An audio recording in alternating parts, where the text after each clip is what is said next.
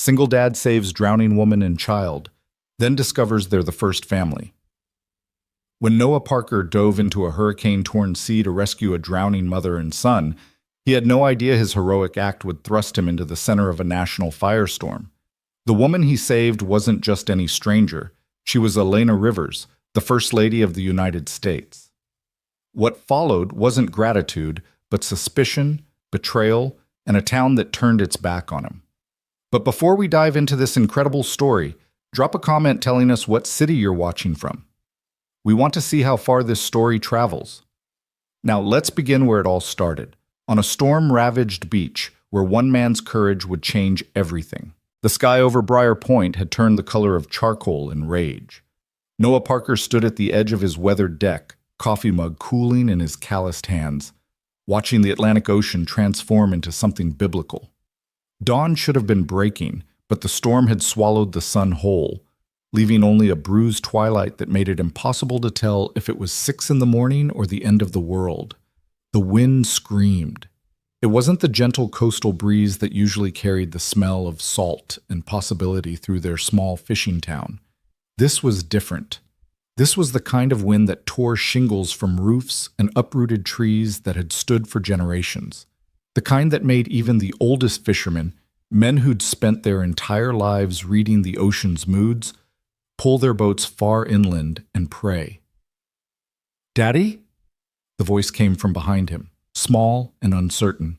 Noah turned to find his daughter, Mia, standing in the doorway, her dark hair tousled from sleep, clutching the stuffed dolphin she'd had since she was 3. She was 12 now, almost 13, but storms still scared her. Hell, they scared him too, though he'd never admit it. "Hey, baby girl." Noah set down his mug and opened his arms. Mia crossed the deck and pressed herself against his chest, and he wrapped her up tight, his chin resting on the top of her head.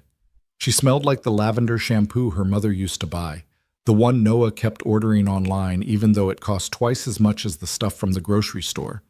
Some things were worth the extra money. Some memories needed to be preserved. "Sounds angry," Mia whispered, her voice barely audible over the wind's howl. "It does, doesn't it?" Noah agreed.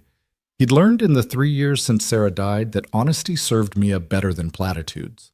She was too smart for the kind of empty reassurances some parents offered. "But we're safe here. This house has weathered worse." It was true, mostly. The Parker house sat a quarter-mile back from the beach, perched on a small rise that had protected it through countless nor'easters and hurricanes. The bones of the place were solid. Noah's grandfather had built it with his own hands back in 1952, using timber that could withstand anything the Atlantic threw at it. "Can I stay home from school?" Mia asked, tilting her head back to look up at him with those hazel eyes that were so much like her mother's, it sometimes hurt to meet her gaze. "School's already canceled, sweetheart. Nobody's going anywhere in this mess." Noah glanced at his watch, 6:47 a.m. His shift at the docks was supposed to start at 7, but he'd already gotten the text from his supervisor. "Stay home. Harbor's closed till further notice." "Want pancakes?" he offered, hoping to distract her from the storm's fury. "I'll even let you put chocolate chips in them." That earned him a small smile. "Can we eat them on the couch and watch a movie?" "You drive a hard bargain, Parker." Noah ruffled her hair. "But you've got yourself a deal." They'd just made it inside when Noah's phone erupted with a shrill, insistent tone, the emergency alert sound that made his pulse spike even after all these years of hearing it. He grabbed the device from the kitchen counter, Mia hovering close behind him. "Emergency alert, National Weather Service, hurricane warning in effect. Storm surge of 8 to 12 feet, expected coastal flooding imminent, seek higher ground immediately." 12 feet, Noah muttered, his mind already calculating. Their house would be fine, but the lower-lying areas of town, the marina, the boardwalk, all those rental cottages built too close to the water by developers who cared more about ocean views than safety codes, those places were in serious trouble.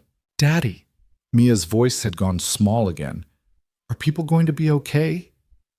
Before Noah could answer, another sound cut through the storm's roar, a sound that made his blood run cold even though he'd been trained to respond to it, even though he'd spent 5 years of his life waiting to hear it. It was the emergency siren from the volunteer fire station, the one they only activated for the worst situations. 3 long blasts, a pause, then 3 more. The pattern that meant one thing: water rescue needed. All available personnel respond. Noah's body responded before his mind caught up. He was already moving toward the closet where he kept his old gear. The wetsuit that still fit, even though it had been years since he'd worn it. The reflective vest, the rope bag, the fins. Muscle memory took over, his hands working with practiced efficiency, even as his brain screamed that he wasn't a lifeguard anymore, that he'd hung up that life when Sarah got sick, that he had responsibilities now that went beyond diving into dangerous water to save strangers. "Daddy, what are you doing?" Mia's voice rose in pitch, edging toward panic.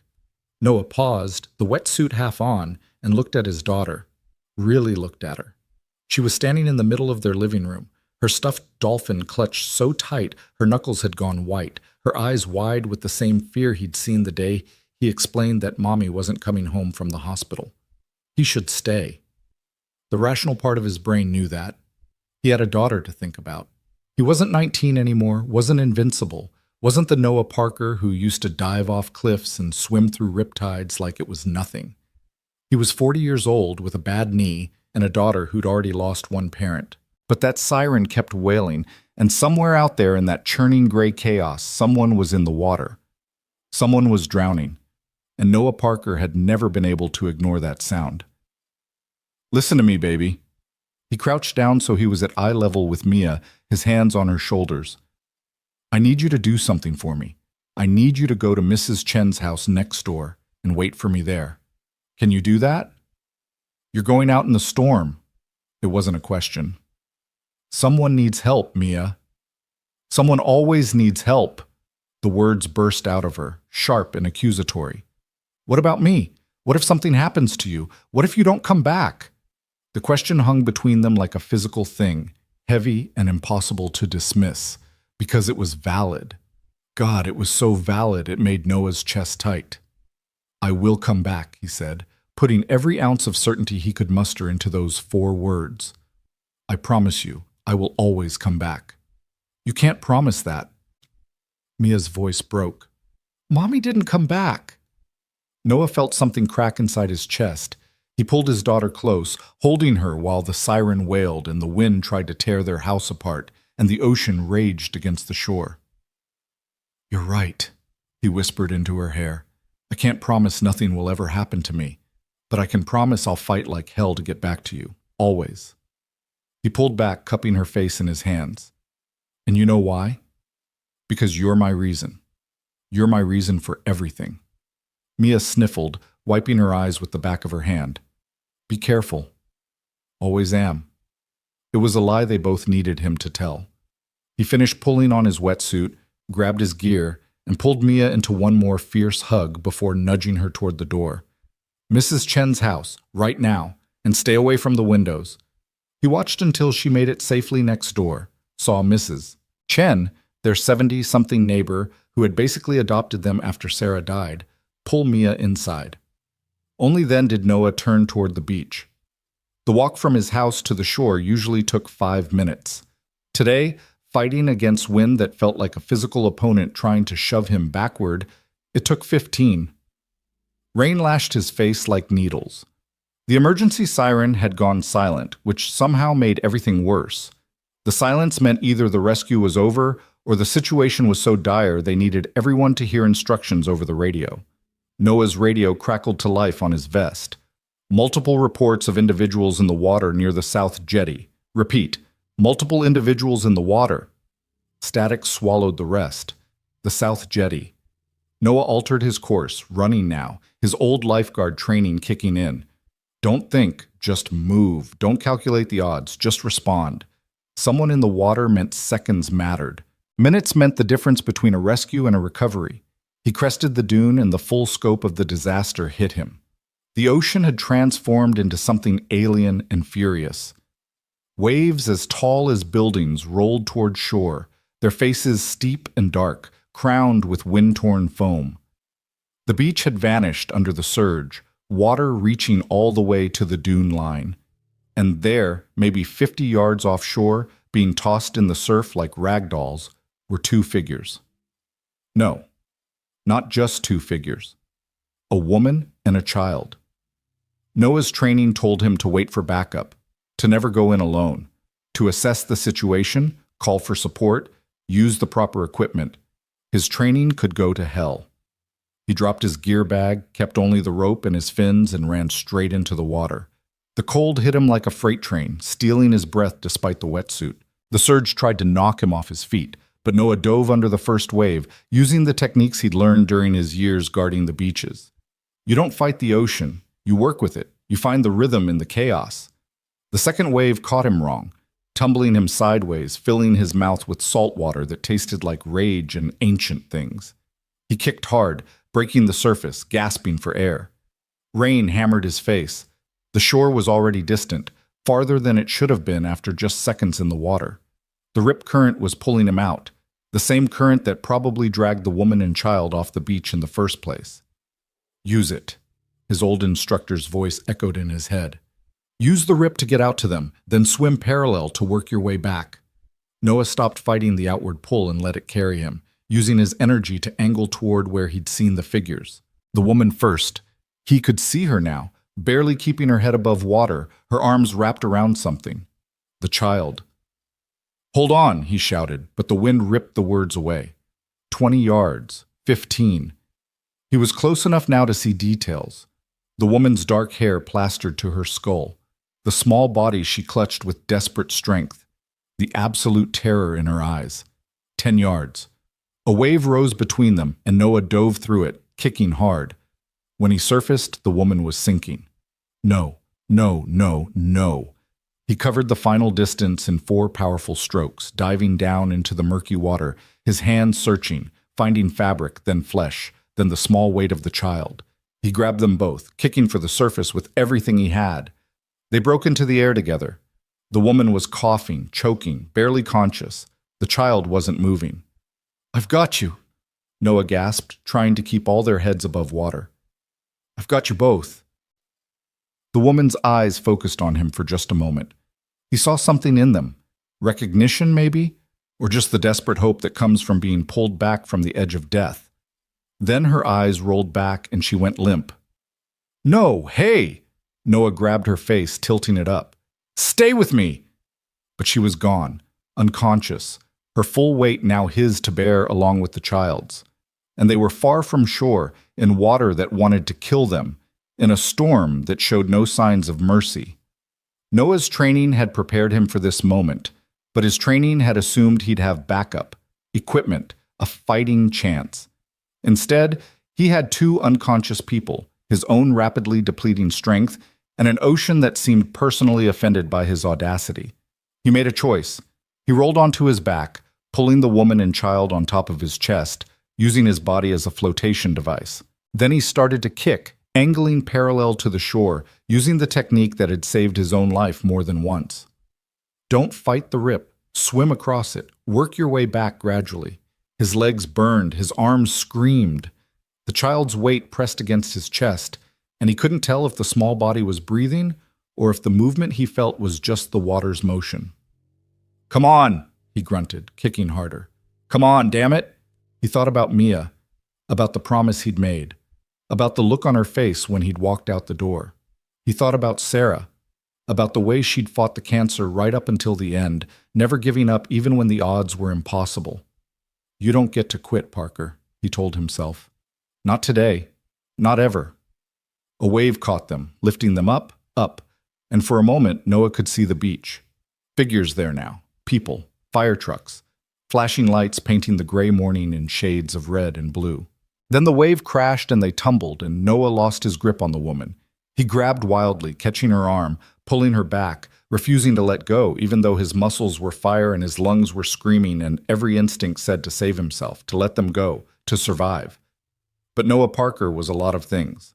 A failed husband who couldn't save his wife from cancer, a dock worker who'd given up his calling, a single father who was probably traumatizing his daughter right now.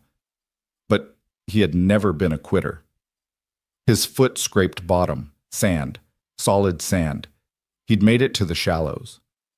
Noah found his footing and stood, the woman and child dead weight in his arms. The shore was right there, maybe 20 yards, but it looked like 20 miles. Each step was agony. His legs trembled. The surge tried to knock him down with every wave. "Almost there," he wheezed. "Almost." Someone was running toward him through the surf. Then two someones. Three. Hands reached for him, for the woman, for the child. Voices shouting over the storm. "I got them." "Jesus, Noah. Get the kid. Get the kid." They pulled the child from his arms first, and that's when Noah realized how small the body was. Maybe 6 years old, maybe younger. A boy with dark hair and skin that had gone the wrong shade of blue. "He's not breathing," someone shouted. Noah lunged forward, but his legs gave out. He crashed to his knees in the surf, other hand still supporting the woman. "Give him to me!" They laid the boy on the beach, above the waterline, and Noah scrambled over on hands and knees. His lifeguard training took over, automatic, muscle memory that went deeper than thought. He tilted the boy's head back, cleared his airway, checked for breathing. Nothing. He placed his hands on the small chest and started compressions, counting in his head, aware of people gathering around, of the woman being carried away, of the storm still raging. "Come on, kid." Compressions. "Come on." More compressions. "Don't you dare." He gave 2 rescue breaths. "Don't you dare quit on me." Nothing. More compressions. Harder this time, pressing down with enough force to maybe crack ribs, but that was better than being dead. That was better than this child never taking another breath, never laughing again. Never! The boy convulsed. Water poured from his mouth. His eyes flew open, wide and terrified and beautifully, impossibly alive. He sucked in a huge, gasping breath and started to cry. Noah sagged forward, his forehead nearly touching the sand, relief so intense it made him dizzy.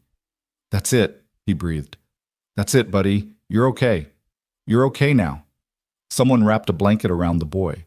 Someone else pulled Noah to his feet. The world tilted and spun, and he realized he was hypothermic, exhausted, possibly in shock. But the boy was crying, which meant he was breathing, which meant Noah had done it. "Daddy?" The voice cut through everything. Noah turned to see Mia sprinting down the beach, Mrs. Chen calling after her but unable to keep up. His daughter crashed into him with enough force to nearly knock him down again, her arms wrapping around his waist. "Daddy, you did it!" she sobbed into his chest. "You saved them!" Noah held his daughter with shaking arms and looked back at the ocean. The woman, they'd gotten her to one of the ambulances, were loading her inside now. The boy was being carried by a paramedic, still crying but conscious and responsive. He'd saved them, both of them. He'd gone into impossible water and brought back 2 lives that would have been lost. And he'd made it back to Mia, just like he'd promised. "Let's get you checked out, Noah." That was Tom Rodriguez, one of the fire department EMTs and an old friend. "You're shaking like a leaf." "I'm fine," Noah managed, but his teeth were chattering so hard he could barely get the words out. "Bullshit. Come on." They guided him to another ambulance, wrapped him in heated blankets, checked his vitals. Noah let them fuss over him, too exhausted to protest. Mia never left his side, her hand gripping his so tight he could feel her pulse. "The woman and the kid," Noah asked. "They gonna make it?" "Woman's unconscious but stable," Tom reported. "The boy's responding well. Scared, but that's normal. Thanks to you that they're both alive." It should have felt like victory, like vindication for all those years of training, for the skills he thought he'd never use again. But all Noah felt was tired. So incredibly, deeply tired. "Sir?" A new voice. Noah looked up to find a man in a dark suit standing outside the ambulance, rain dripping off him like he didn't even notice. Something about him screamed authority. "I need to ask you a few questions." "He needs medical attention," Tom protested. "This will only take a moment." The man's eyes never left Noah's face. "Can you describe the woman and child you rescued?" Noah frowned. I don't know. Dark hair on both of them. The boy was maybe 6? The woman? Mid-30s? He shook his head. "I wasn't really paying attention to details. I was trying not to let them drown." "Did she say anything to you? Identify herself?" "She was unconscious most of the time. Why? What's this about?" The man exchanged a glance with someone behind him, another suited figure Noah hadn't noticed. Where are they now? The first man asked. Memorial Hospital, Tom answered. Both were transported about 10 minutes ago. The suited man pulled out a phone and spoke rapidly in a voice too low for Noah to hear. Then he turned back to Noah. Mr. Parker, is it? Yeah, Noah Parker. Mr. Parker, on behalf of certain parties, I want to thank you for your actions today. You showed extraordinary courage. There was something off about the way he said it, something formal and rehearsed. Noah's exhaustion made it hard to care. I just did what anyone would do. No. The man's expression softened just slightly. You did what very few people could do. Your daughter should be proud. Mia pressed closer to Noah's side. The suited man nodded once, then turned and walked away, disappearing into the chaos of emergency vehicles and storm-tossed beach. That was weird, Tom muttered. Everything about today is weird, Noah replied. They kept him in the ambulance another 20 minutes, making sure his core temperature was rising, that he wasn't going into delayed shock. By the time they released him, the storm had started to ease, the wind dropping from its apocalyptic howl to just a strong gale. Mrs. Chen insisted on driving them home in her ancient Buick, clucking over both of them like a mother hen. Foolish man, she kept saying, but her eyes were wet. Foolish, brave man. Back at the house, Noah showered until the hot water ran out, then stood under the cold water for another 5 minutes just to feel something. When he finally emerged, dressed in old sweats, he found Mia in the kitchen making grilled cheese sandwiches. I figured you'd be hungry, she said quietly. Noah pulled her into a hug. I love you, baby girl. You know that? I know. She squeezed him tight. I'm glad you came back. Always will, he promised. Always. They ate their sandwiches in front of the TV, watching the news coverage of the storm. The damage was extensive, flooding throughout the lower areas of town, trees down, power out in half the county. But the death toll, miraculously, was 0. Noah was halfway through his second sandwich when his phone rang. Unknown number. Hello? Mr. Parker? This is Lisa Chen from WOCN News. The woman's voice was bright and urgent. I was wondering if we could set up an interview with you about the rescue this morning. What? How did you get this number? It's public record, Mr. Parker. Listen, we'd really love to hear your story. The heroic single dad who dove into a hurricane to save a drowning mother and child. That's compelling stuff. I'm not interested in an interview. We could compensate you for your time. No, thank you, but no. Noah hung up. The phone rang again immediately. Different number. Then again. And again. By the time he finally turned the phone off completely, he'd received calls from 6 different news outlets, 3 radio stations, and something called a talent agency that wanted to discuss opportunities. What's happening? Mia asked, watching him with worried eyes. I don't know, Noah admitted. But deep in his gut, he had a feeling that the rescue, the storm, the risk, the 2 lives saved, was just the beginning of something much bigger. He had no idea how right he was. The next morning dawned clear and cold, the storm having blown itself out over the Atlantic. Noah woke to find his street packed with news vans. What the hell? He stood at the window, coffee in hand, staring at the circus that had assembled outside his house overnight. Satellite trucks, cameras, people with microphones. All waiting. His phone, which he'd foolishly turned back on, immediately started buzzing. Text messages, missed calls, voicemails. His sister from Florida. Are you insane? It's all over the news. His cousin from Oregon. Dude, you're a hero. His old friend from the Coast Guard. Parker, you magnificent bastard, you still got it. Noah scrolled through his missed calls and froze. Governor's office, state police, and one that just said White House Communications. Mia, he called. Stay away from the windows. His daughter appeared in the hallway, already dressed for school, her backpack slung over one shoulder. Why are there so many people outside? I'm about to find out. Noah pulled on jeans and a flannel shirt, his standard uniform, and stepped out onto his porch.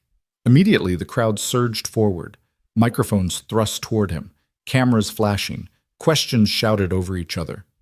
Mr. Parker, how does it feel to be a hero? Did you know who you were saving? Were you scared? What was going through your mind? Can you describe the moment you pulled them from the water? Noah held up his hands. I appreciate y'all's interest, but I don't have anything to say. I did what anyone would have done. But not everyone would have survived, a reporter shouted. Do you have a statement about the First Lady? Another called. Noah froze. The what? The reporters fell silent, glancing at each other with expressions that ranged from surprise to cunning satisfaction. You don't know, one finally said. It wasn't a question. Know what? A woman in the front, perfectly styled hair, expensive suit, the kind of reporter who probably worked for one of the major networks, smiled at him like a shark that had just spotted blood in the water. Mr. Parker, the woman you saved yesterday? That was Elena Rivers, the First Lady of the United States, and the child was her son, Matthew, the president's son. The world tilted. Noah grabbed the porch railing to steady himself, his brain trying to process words that didn't make sense. First Lady, president's son. He'd saved... That's impossible, he heard himself say. It's been confirmed by the Secret Service, the reporter continued. They were vacationing at a private residence in Briar Point when they were caught by the storm surge. Their security detail lost them in the chaos. If it wasn't for you, Mr. Parker, the first family would be mourning today. Noah's legs decided to stop supporting him. He sat down hard on the porch steps, his mind reeling. The suited men at the beach, the questions, the way they'd whisked the woman and boy away so quickly. He'd saved the First Lady. He'd given CPR to the president's son. Oh my God, he breathed. The cameras captured every moment. Within an hour, Noah's phone had become unusable. The calls never stopped. Text messages flooded in faster than he could read them. His email inbox exploded with interview requests, speaking engagement offers, and messages from people he hadn't talked to in 20 years suddenly claiming to be his closest friends. He turned everything off and sat at his kitchen table watching through the window as the media circus outside his house grew larger. More vans, more cameras. A helicopter circled overhead, its rotors creating a constant thrum that made his teeth ache. Daddy, I don't think I can go to school today, Mia said from the doorway. She changed out of her school clothes and back into pajamas, her face pale. They're blocking the driveway. Noah rubbed his face with both hands. Yeah, you're staying home. Mrs. Chen appeared at the back door, letting herself in with the key Noah had given her years ago. She carried a casserole dish covered in foil and wore an expression of fierce protectiveness that reminded him of a mother bear defending her cubs. Those vultures, she spat, setting the casserole on the counter. I tried to shoo them away. They asked me for quotes, like I'm going to help them harass a good man who did a good thing. Thanks, Mrs. Chen. Noah meant it. In the chaos of the last 18 hours, she'd been the only constant, the only person who treated him like he was still just Noah Parker, the guy next door. You need to eat, she insisted, pulling the foil off to reveal what looked like her famous chicken and rice. And that girl needs to eat. You can't deal with this nonsense on an empty stomach. She was right, of course. Noah hadn't eaten since the grilled cheese sandwich yesterday. His stomach felt like it was trying to digest itself. They were halfway through breakfast when someone knocked on the front door. Not the aggressive pounding of reporters, but a calm, authoritative knock that somehow carried more weight. Noah peered through the window and saw two Secret Service agents standing on his porch, their bodies positioned to block the camera's view of the door. Behind them, a black SUV idled in his driveway, having somehow navigated through the media gauntlet. Stay here, Noah told Mia, then opened the door. Mr. Parker. The agent who spoke was a woman, her dark hair pulled back in a severe bun, her expression unreadable behind sunglasses despite the overcast morning. I'm Agent Morrison. This is Agent Chen. We need you to come with us, please. Am I under arrest? The question sounded absurd even as he asked it, but nothing about the last 24 hours made any sense. No, sir. The First Lady has requested to speak with you personally. She's been asking for you since she regained consciousness yesterday evening. Noah's heart did something complicated in his chest. She's okay? She's recovering well, thanks to you. Agent Morrison's expression softened almost imperceptibly. Will you come with us? I have a daughter. She's welcome to come as well, if you prefer. Or we can arrange for protection detail here while you're gone. The thought of leaving Mia alone with the media circus outside made Noah's stomach turn. She comes with me. Of course. We'll wait while you both get ready. 20 minutes later, Noah and Mia were in the back of the SUV, flanked by Secret Service agents, pulling out of the driveway while reporters shouted questions and cameras flashed. Mia pressed against Noah's side, her eyes wide as she watched the chaos through tinted windows. "Where are we going?" she whispered. "To meet the people I saved," Noah answered, realizing as he said it how surreal the words sounded. They didn't go to Memorial Hospital like Noah expected. Instead, the SUV wound through Briar Point streets, past the damaged boardwalk and flooded marina, heading toward the wealthy section of town where the summer homes of the rich and powerful lined the cliffs overlooking the ocean. These weren't the modest beach cottages that most locals owned. These were estates with security gates and ocean views that probably cost more than Noah would make in 10 lifetimes. The SUV turned into a long driveway guarded by more Secret Service agents and pulled up to a sprawling contemporary house that looked like something from an architecture magazine. All glass and weathered wood and angles that seemed designed to capture every possible ray of sunlight. "The First Lady has been staying here since the incident," Agent Morrison explained as they climbed out. "It's more secure than the hospital, and the president wanted her somewhere she could rest privately." The president. Noah's brain still couldn't fully process that he was about to meet the President of the United States. He'd voted for Jonathan Rivers, had even put a campaign sign in his yard during the election, but the man had always seemed like someone who existed on television, not in real life, not in Briar Point. They were escorted through a foyer that probably cost more than Noah's entire house, down a hallway lined with abstract art that he suspected was the real thing, not prints. Everything was pristine, untouched by the storm that had devastated the rest of the town. Agent Morrison stopped at a closed door. "The First Lady is inside with her son. She's still recovering from the hypothermia and near drowning, so please keep the visit brief." She knocked twice, then opened the door. "Ma'am, Mr. Parker is here." Noah had seen Elena Rivers on television countless times. Campaign rallies, state dinners, public appearances where she smiled and waved and looked like the kind of woman who had been born knowing how to navigate the world of politics and power. But the woman sitting in the chair by the window, wrapped in a cashmere throw with her dark hair loose around her shoulders, looked nothing like the First Lady he'd seen on TV. She looked human, vulnerable, and when she saw Noah, her eyes filled with tears. "Mr. Parker." Her voice was hoarse, probably from all the salt water she'd swallowed. She tried to stand, but Noah held up a hand. "Please don't get up. You should be resting." "I've been resting for 18 hours. What I should be doing is thanking the man who saved my life." She gestured to the couch across from her. "Please sit, both of you." Noah guided Mia to the couch, hyper-aware of his flannel shirt and jeans in this space of designer furniture and wealth. The First Lady studied them both with an intensity that made him want to fidget. "This is my daughter, Mia," Noah said, because someone needed to break the silence. "Mia."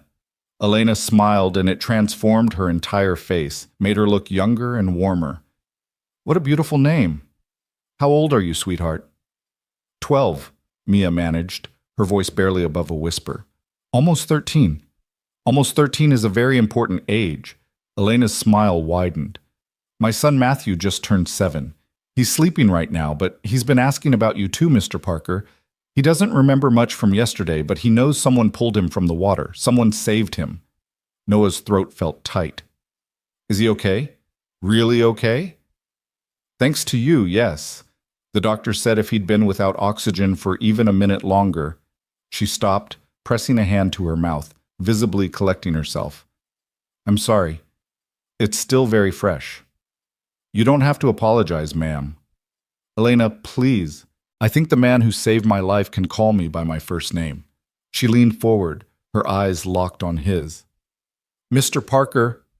"Noah, I don't know how to adequately express what you did for us. You dove into water that professional rescue swimmers wouldn't enter. You kept us alive when anyone else would have let the ocean take us. You brought my son back from the edge of death." Her voice cracked. "You gave me my child back." Noah didn't know what to say. He'd spent the last 24 hours in a state of shock, his brain unable to fully process the magnitude of what had happened. Hearing it laid out like this, seeing the raw gratitude in her eyes, made it suddenly, devastatingly real. "I just did what needed doing," he finally said. "No." Elena shook her head firmly. "What you did was extraordinary, and the country needs to know about it. The world needs to know that people like you still exist." Something in her tone made warning bells go off in Noah's head. "With respect, ma'am, Elena, I don't need the world to know anything. I'm just a guy from Briar Point who used to be a lifeguard. What happened yesterday was between me and the ocean." "I wish it could be that simple." Elena's expression shifted, became more guarded. "But nothing involving my family is ever simple.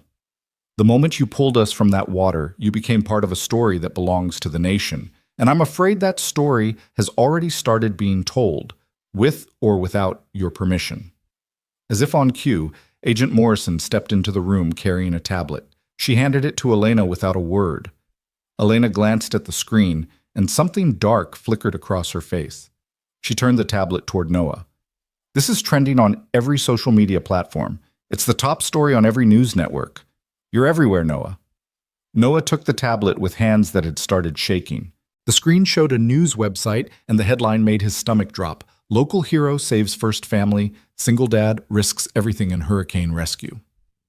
Below the headline was a photo someone had taken on the beach. Noah on his knees, performing CPR on Matthew, his face twisted with desperation and determination. It was an intimate moment, a private moment of life and death, now plastered across the internet for millions to see. He scrolled down. More photos. Him being wrapped in blankets by the EMTs, him holding Mia on the beach afterward. And worse, older photos. Pictures of him and Sarah from before she got sick, pulled from who knows where. His LinkedIn profile photo from when he worked at the marina. His high school yearbook picture, for God's sake. Noah Parker, 40, is a dock worker and single father who lost his wife to cancer 3 years ago, the article read. Yesterday, he became an American hero when he dove into hurricane-force waters to save First Lady Elena Rivers and her son Matthew from drowning. According to witnesses, Parker, a former lifeguard, performed the rescue alone, without equipment or backup, in conditions that experts say should have been fatal. His actions saved 2 lives and averted what would have been a national tragedy. "They've been digging into your life," Elena said quietly. "I'm sorry. I know it's an invasion of privacy, but that's the reality of anything connected to my family. They want to know everything about you." Noah handed the tablet back, feeling sick. "They mentioned Sarah." "I know, I'm so sorry. That's not their story to tell." His voice came out harder than he intended. "My wife, my life with her, that's private, that's sacred." "You're absolutely right." Elena set the tablet aside. "Unfortunately, privacy isn't something my family has been afforded in a very long time. And now, whether you want it or not, you're associated with us. That means the media will dig into every aspect of your life. They'll talk to your neighbors, your coworkers, your friends. They'll find every photo, every record, every story they can." Mia pressed closer to Noah's side, and he wrapped an arm around her shoulders. "So what am I supposed to do? Hide? Leave town?" "No." This new voice came from the doorway, and Noah turned to see a man stepping into the room. President Jonathan Rivers was taller than he looked on television, his presence filling the space in a way that had nothing to do with physical size. He wore casual clothes, khakis, and a button-down shirt, but there was no mistaking the authority in the way he carried himself. Noah stood automatically, pulling Mia up with him. "Mr. President?" "Sit, please." Jonathan crossed the room to stand behind his wife's chair, his hand resting on her shoulder. "Mr. Parker, I want to add my gratitude to my wife's. What you did yesterday, there aren't words sufficient to express what it means to me, to our family. Your son is okay. That's all that matters. That matters because of you." Jonathan's eyes, Noah noticed, were red-rimmed like he'd been crying recently. The President of the United States crying. "My wife tells me you have concerns about the media attention." "It's not attention I'm worried about, sir. It's the lies. I've already seen stories that aren't true, speculation about my motivations, people making assumptions about who I am and why I did what I did." Noah took a breath, trying to organize his thoughts. I didn't pull your family from the water for recognition or reward. I did it because they were drowning, and I had the skills to help. That's it. That's the whole story. But now people are trying to make it into something else, something bigger, and I just want to go back to my normal life. I understand that desire. Jonathan's expression was sympathetic but firm. But I'm afraid that's not possible anymore. Whether you like it or not, you're a public figure now. What you do next, how you handle this attention, will define how this story is told. What I do next? Noah felt his temper rising. With respect, Mr. President, I don't plan to do anything next. I plan to go home, close my door, and wait for everyone to forget about this. They won't forget. Elena leaned forward. Noah, please listen. In 2 days, there's going to be a press conference. My husband will be addressing the nation about what happened, about how close we came to tragedy. The media will be there. The world will be watching. And whether you're present or not, they will talk about you. They will define you. Wouldn't you rather be part of that narrative? Wouldn't you rather tell your own story? No, Noah said flatly. I wouldn't, because my story isn't for public consumption. The room fell silent. Mia's hand found his, squeezing tight. President Rivers and the First Lady exchanged a long look, some unspoken communication passing between them. Finally, Jonathan spoke. I respect your position, Mr. Parker. I do. But I'm going to ask you to reconsider, not for me, and not even for my family, for the country. The country? We live in divided times, cynical times. People have stopped believing in heroes, in selfless acts, in the idea that someone might risk everything for a stranger. Your actions yesterday, that was pure, uncomplicated heroism. No political agenda, no ulterior motive, just one human being saving others because it was the right thing to do. Jonathan's voice gained intensity. America needs that story right now. They need to be reminded that people like you exist, that courage and decency are still alive. Noah wanted to argue, to say that he wasn't a symbol or a story, that he was just a man who did what anyone would have done. But looking at the president's face, at the raw sincerity there, he couldn't find the words. I need to think about it, he finally said. Of course. Jonathan nodded. Take all the time you need. But Noah, understand this. The story is already being told. The only question is whether you want to be part of shaping it. The ride back to Noah's house was silent, except for the hum of the SUV's engine. Mia stared out the window, her hand still clasped in his. When they pulled up to the house, the media presence had somehow grown even larger. News crews from national networks now, not just local stations. We can help with this, Agent Morrison said. Security detail, crowd control. Just say the word. No, thank you. Noah was already opening the door. I just want to be left alone. He and Mia fought their way through the crowd of reporters, ignoring the shouted questions, the microphones thrust in their faces. Inside, with the door locked behind them, Noah leaned against the wall and closed his eyes. Daddy? Mia's voice was small. What are you going to do? I don't know, baby. I honestly don't know. His phone, which he'd turned back on during the ride, buzzed with a text message. Then another. Then a dozen more in rapid succession. He scrolled through them, his unease growing with each one. From his supervisor at the docks, need to talk, call me. From his neighbor 3 houses down. Reporters are asking questions about you, offering money for stories. Some people are talking. From his sister, just saw you on CNN, are you okay? Call me. And then, from a number he didn't recognize, Mr. Parker, this is Thomas Wright from the law firm of Wright & Associates. We'd like to discuss representation. Please call at your earliest convenience. Representation? For what? Noah was about to put the phone down when it rang. His supervisor, Dave. Hey, Dave. Noah, I need you to come by the office tomorrow morning. Dave's voice was tight, professional in a way it had never been before. They'd worked together for 6 years, had beers together after work, talked about their families. This wasn't that Dave talking. This was Boss Dave, the one Noah rarely heard. What's this about? Just come in tomorrow, 8 a.m. Dave, what's going on?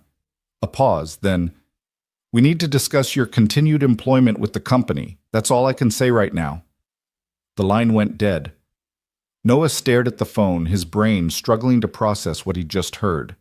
His employment? What did the rescue have to do with his job? Daddy? Mia was watching him with worried eyes. What's wrong? Nothing, sweetheart. Just work stuff. But it wasn't nothing. Deep in his gut, Noah knew that something had shifted, something fundamental. The world he'd known 24 hours ago, the quiet, predictable world of dock work and school pickups and Sunday dinners with Mrs. Chen, was disappearing, replaced by something he didn't recognize. That night, Noah couldn't sleep. He lay in bed, staring at the ceiling, listening to the sounds of the media camp outside. Generators running, people talking, cars coming and going. At 2 a.m., someone knocked on his door. At 3 a.m., his security lights tripped, probably from a reporter trying to sneak around back for photos. At 4 a.m., he gave up and went downstairs to make coffee. Mrs. Chen found him there an hour later, standing at the kitchen window, watching the sky lighten from black to gray. "You didn't sleep," she said. It wasn't a question. Couldn't. She busied herself making breakfast, her movements efficient and familiar. "You're a good man, Noah Parker. Whatever happens, you remember that. You're a good man who did a good thing." "Then why does it feel like I'm being punished?" Mrs. Chen stopped, turned to face him. "Because the world doesn't know what to do with genuinely good acts anymore. They have to pick at them, find the angle, the hidden motivation. They can't just accept that sometimes people do the right thing simply because it's right." She was probably correct, but that didn't make Noah feel any better. At 7:30 a.m., he got dressed in his work clothes, jeans, steel-toed boots, a company polo shirt, and prepared to face whatever was waiting for him at the docks. Mia was still asleep, and he left her a note saying he'd be back soon, asking Mrs. Chen to check on her. The drive to the dock should have taken 15 minutes. It took 45, because every traffic light seemed to have a reporter stationed at it, recognizing his truck, trying to wave him down. He kept his eyes forward, his jaw clenched, and didn't stop until he pulled into the parking lot at Briar Point Marine Services. Dave was waiting in his office, and he wasn't alone. A woman in an expensive suit sat in the chair across from Dave's desk, a leather portfolio in her lap. Her expression was the kind of carefully neutral that lawyers and funeral directors specialized in. "Noah, come in." Dave gestured to the empty chair. "This is Margaret Chen from our HR department." No relation to Mrs. Chen, Noah assumed. This woman was younger, sharper, her smile professional and cold. "Mr. Parker, thank you for coming in." Margaret opened her portfolio, pulling out a document. "We wanted to discuss the recent media attention surrounding your actions during the storm." "Okay," Noah said slowly. "What about it?" Dave wouldn't meet his eyes. Margaret continued in that same neutral tone. "As you know, Briar Point Marine Services values its reputation in the community. We've built our business on being a trusted, reliable presence at the docks. The recent media circus surrounding your rescue has created complications for the company." Noah's hands clenched on the armrests of his chair. "Complications? We've had reporters on the property, attempting to interview other employees, disrupting operations. Our clients are calling with questions. Some have expressed concern about the attention." "Concern about what? About me saving 2 people from drowning?" "About the disruption to normal business operations." Margaret slid the document across the desk. "We think it's best if you take some time away from the company while the media attention dies down. A leave of absence, fully paid, of course." Noah stared at the document without touching it. "You're suspending me. We're offering you paid leave. You're suspending me because I saved 2 lives. We're trying to protect the company's interests," Margaret said, her tone hardening slightly. "Surely you can understand that." "No." Noah stood abruptly. "No, I really can't understand that. I can't understand how doing the right thing somehow makes me a liability to the company I've worked for 6 years. I can't understand how saving the First Lady and her son is something you need to protect yourselves from." "Noah," Dave started, but Noah cut him off. "How long have we worked together, Dave? How many times have I covered your shifts when your kids were sick? How many times have I stayed late to help finish a job?" "This isn't personal," Dave said quietly. "It's business." "Everything is personal." Noah turned toward the door, then stopped. "You know what? Keep your paid leave. I quit." Noah, wait! But Noah was already walking out, past the shocked receptionist, through the parking lot where two reporters were waiting with cameras. He didn't stop, didn't answer their questions, just got in his truck and drove. He didn't head home. Couldn't face the media circus there. Couldn't face Mia's questions about why he was back so early. Instead, he drove to the beach, to the same stretch of sand where he'd pulled Elena and Matthew from the water 2 days ago. The ocean was calm today, almost gentle, as if apologizing for its previous violence. The beach was empty except for cleanup crews removing debris left by the storm. Noah walked to the water's edge and stood there, hands in his pockets, watching the waves roll in. 2 days ago, his life had made sense. He'd had a job, a routine, a quiet existence that might not have been exciting but was stable and predictable. Now he had no job, no privacy, and no idea what came next. His phone buzzed.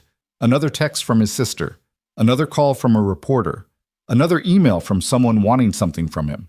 He turned the phone off and threw it as hard as he could into the ocean. It felt good for about 3 seconds, until he realized he'd just thrown away his only way to communicate with Mia in case of emergency. Stupid. Impulsive. The kind of thing the old Noah, the lifeguard Noah who dove off cliffs and took ridiculous risks, would have done. Not the dad Noah who was supposed to be responsible and think things through. "Great job, Parker," he muttered to himself. "Real mature." "Mr. Parker?" Noah spun around to find a young man standing a respectful distance away.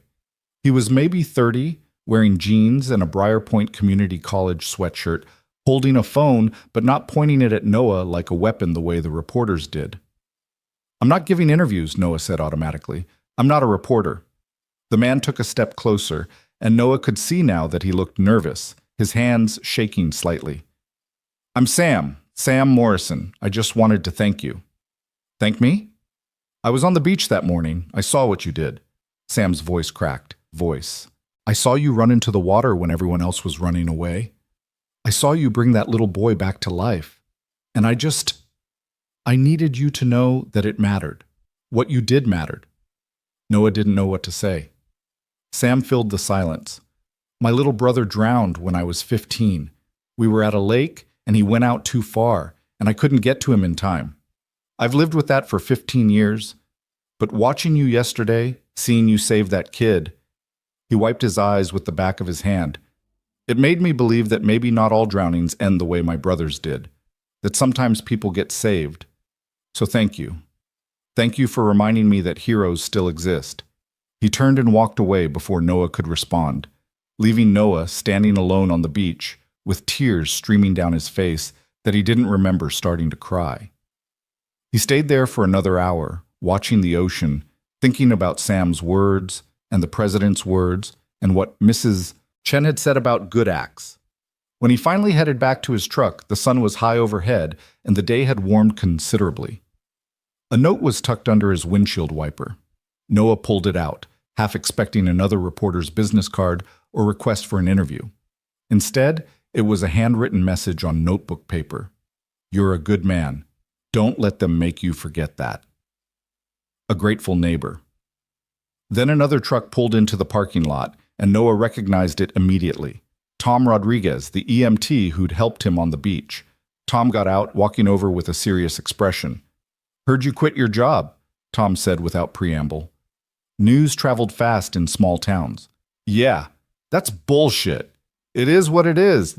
No, it's not." Tom crossed his arms. "You know what else is bullshit? The stuff people are saying about you." Noah felt his stomach drop. "What stuff?"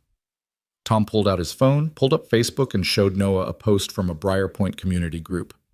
Noah's hands went numb as he read, "Does anyone else think it's convenient that Noah Parker was on the beach at the exact moment the First Lady needed rescuing, and that there just happened to be cameras there to capture it? I'm not saying he staged it, but I'm not saying it either. Seems like someone wanted his 15 minutes of fame, probably going to write a book or sell his story. Single dads have bills to pay, right?" The post had 63 likes and 47 comments, most of them agreeing with the sentiment. Some went even further, suggesting Noah had known who Elena was, that he'd somehow orchestrated the entire rescue for publicity. "That's insane," Noah breathed. "I didn't even know who she was until after." I know that. Anyone with half a brain knows that. But people love conspiracy theories more than they love truth. Tom took his phone back. I tried to defend you in the comments, but it just made more people pile on. I'm sorry, man. This town should be celebrating you, and instead, half of them are tearing you down. Noah leaned against his truck, feeling like the world was tilting. Why? Why would people think that? Because it makes them feel better about themselves. Tom's voice was bitter. If you're just an opportunist chasing fame, then they don't have to feel bad about the fact that they wouldn't have done what you did. They don't have to examine their own courage or lack thereof. It's easier to tear you down than to admit you're a better person than they are. I'm not a better person, I just know how to swim. You know that's bullshit, right? Tom clapped him on the shoulder. You're a hero, Noah. Don't let the bastards convince you otherwise. But as Noah drove home, navigating through the media gauntlet that had become his street, he couldn't shake the feeling that Tom was wrong. He wasn't a hero. Heroes got celebrated, got rewarded, got the girl, and the happy ending. Heroes didn't lose their jobs and get accused of staging rescues for publicity. Heroes didn't feel this alone. Inside the house, he found Mia sitting at the kitchen table with Mrs. Chen, both of them looking at something on Mrs. Chen's iPad. They looked up when he entered, and he could see from their faces that they'd seen the posts, the speculation, the poison that people were spreading about him online. Don't read that garbage, Noah said, taking the iPad and setting it face down on the counter. It's not true, and it's not worth your attention. But people are being mean, Mia said, her voice small. They're saying terrible things about you. People say terrible things when they're scared or jealous or just plain miserable with their own lives. It doesn't make it true. Then why does it hurt so much? Noah pulled out a chair and sat next to his daughter, taking her hands in his. Because we care what people think. Because we want to believe that doing good things will be rewarded, and when that doesn't happen, it feels like the whole world is broken. Is it? Broken? Noah thought about the last 48 hours. About the president asking him to be part of something bigger. About losing his job. About Sam on the beach and the grateful note on his windshield and the poison on social media. About Elena's tears and Matthew's first breath after he'd been pulled back from death. No, he said finally. It's not broken. It's just complicated, and sometimes doing the right thing makes your life harder instead of easier. But that doesn't mean it wasn't worth doing. Mia studied his face for a long moment, then threw her arms around his neck and held on tight. I'm proud of you, Daddy. Noah closed his eyes and held his daughter, and for just a moment, that was enough. That night, after Mia had gone to bed, Noah sat in his living room with all the lights off, watching the glow of the media camp through his windows. His phone, the new one he'd had to buy to replace the one he'd thrown in the ocean, buzzed with another call from President Rivers' office. He'd been ignoring their calls all day, but now, sitting in the dark, thinking about everything that had happened, he found himself answering. Mr. Parker. The voice was crisp, professional. This is Jennifer Morrison, White House Communications. Thank you for taking my call. The president would like to extend an invitation for you to attend the press conference tomorrow. He believes your presence would mean a great deal to the American people. Noah let out a long breath. What if I don't want to mean something to the American people? What if I just want my life back? I understand that desire, Mr. Parker, but I think you already know that particular ship has sailed. Her tone softened slightly. The president also wanted me to tell you that he's aware of what's being said about you online and in the media. He finds it reprehensible, and he intends to address it directly at the press conference, with or without you there. He doesn't need to defend me. Actually, he does. Because when people attack you, they're attacking the idea that selfless heroism still exists, and that's something the president, something all of us, need to fight against. A pause. Will you come, Mr. Parker? Will you let us tell your story the way it deserves to be told? Noah thought about Mia, about the pride in her eyes when she'd said she was glad he came back. He thought about Sam on the beach and the note under his windshield and the 63 people who thought he'd staged a rescue for publicity. He thought about Elena's tears and Matthew's first breath and the weight of the president's hand on his shoulder. He thought about what he wanted his daughter to learn from all this. Yes, he heard himself say, I'll be there. The morning of the press conference arrived with a sky so blue it almost hurt to look at. as if the universe was determined to provide the perfect backdrop for what was about to unfold. Noah stood in front of his bathroom mirror at 5:30 a.m., trying to knot a tie he'd borrowed from his late father-in-law's closet. His hands wouldn't stop shaking. "You look nice, Daddy." Mia appeared in the doorway, already dressed in the navy blue dress Mrs. Chen had helped her pick out the day before. She looked older somehow, more grown up than she had any right to be at 12 going on 13. "You look beautiful, baby girl." Noah gave up on the tie and let it hang loose around his neck. "You sure you want to come? You can stay with Mrs. Chen if this is too much." "I want to be there." Mia's voice was firm, certain in a way that reminded him painfully of Sarah. "You shouldn't have to do this alone." The Secret Service had arrived at 4 a.m. to sweep the house and establish a security perimeter. Now at 6, Agent Morrison knocked softly on the doorframe. "Mr. Parker, we should leave in 30 minutes if we want to arrive on schedule." On schedule.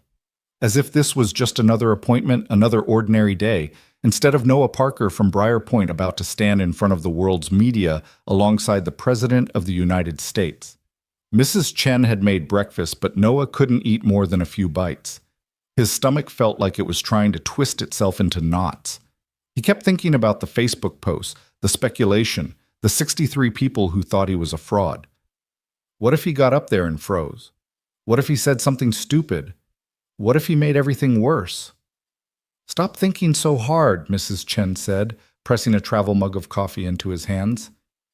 "You're a good man who did a good thing. That's all you need to remember. The rest is just noise." The rest is just noise. Noah clung to that thought as they climbed into the waiting SUV, as they drove through streets where people had already started gathering with signs and cameras, as Mia's small hand found his and held tight. The press conference was being held at Briar Point's Community Center, the largest venue in town that could accommodate the massive media presence. The building had been transformed overnight. Security checkpoints, camera platforms, a temporary stage with presidential seals and American flags. It looked like something from a movie, not like the place where Noah had attended PTA meetings and Mia's school concerts. Agent Morrison led them through a back entrance, away from the reporters already assembling in the main hall. They were taken to a small room that had probably been used for storage before being hastily converted into a green room. President Rivers was there, along with Elena and Matthew, all three of them dressed in what Noah had come to think of as official family attire. Coordinated but not matching, expensive but not showy. Matthew saw Noah first. The boy's face lit up with recognition, and he tugged on his mother's hand. "Mama, that's him! That's the man who saved us!" Elena smiled, her eyes bright with emotion. "Yes, sweetheart, that's Mr. Parker." Matthew broke free from his mother's grip and ran straight to Noah, wrapping his small arms around Noah's legs with surprising strength. "Thank you for saving my mama. Thank you for saving me." Noah's throat closed up. He crouched down to Matthew's level, this little boy whose life he'd breathed back into on a storm-torn beach. "You're very welcome, buddy. I'm glad you're okay." "I don't remember the water," Matthew said seriously, "but Mama says you pulled me out and made me breathe again. She says you're a hero." "I'm just a guy who knows how to swim." "Duh, that's what heroes say in the movies." Matthew's gap-toothed grin was infectious. "They always say they're not heroes, but they are." President Rivers approached, offering his hand. Noah stood and shook it, hyper-aware of Mia hovering close behind him, peeking around his shoulder at the first family with wide eyes. "Mr. Parker, thank you for coming." Jonathan's grip was firm, his gaze direct. "I know this isn't easy for you. I want you to know that what we're about to do out there, it's not just about my family. It's about making sure your sacrifice is honored properly, and that the people who've been spreading lies about you understand the truth." "I appreciate that, sir. I just hope I don't mess this up." "You won't." Elena stepped forward, and Noah noticed she was holding a small wooden box. "Before we go out there, I wanted to give you something private, just between us." She opened the box to reveal a medal. Not military, not official, just a simple bronze circle on a blue ribbon with an inscription Noah couldn't read from where he stood. "This belonged to my grandfather," Elena said softly. "He was a firefighter in New York. He saved 6 people from a burning building in 1967 and never talked about it for the rest of his life. He said heroism wasn't something you displayed. It was something you carried quietly in your heart. She took the medal from the box and held it out to Noah. I think he would have wanted you to have this. One quiet hero to another. Noah's hands trembled as he accepted the medal. The inscription read, "For courage when it mattered most." I can't take this. It's a family heirloom. You're part of our family's story now, Elena said, and we're part of yours, whether either of us planned it that way or not. Please, take it. Noah closed his fingers around the medal, feeling its weight, its history. Thank you. This means more than you know. Daddy? Mia tugged on his sleeve. Can I see? Noah showed her the medal, and she traced the inscription with one finger, her expression solemn.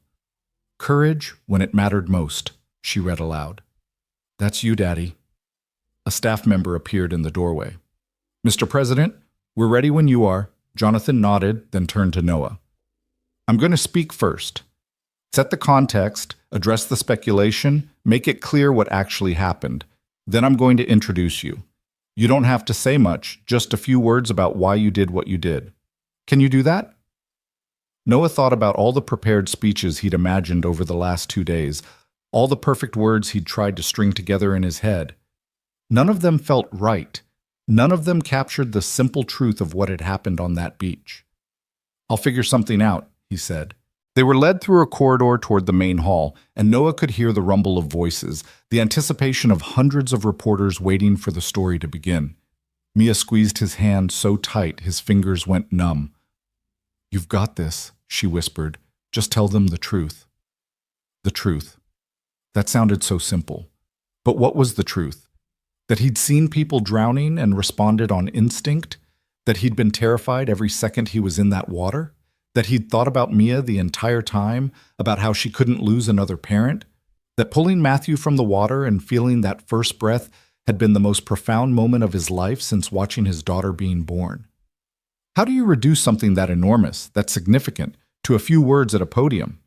They reached the stage entrance, and Noah could see through the gap in the curtains. The crowd was massive. Every major news network, dozens of local stations, photographers lining the walls, reporters in their assigned seats with notebooks and recorders ready. At the back of the room, Noah spotted faces he recognized from Briar Point. Tom Rodriguez was there.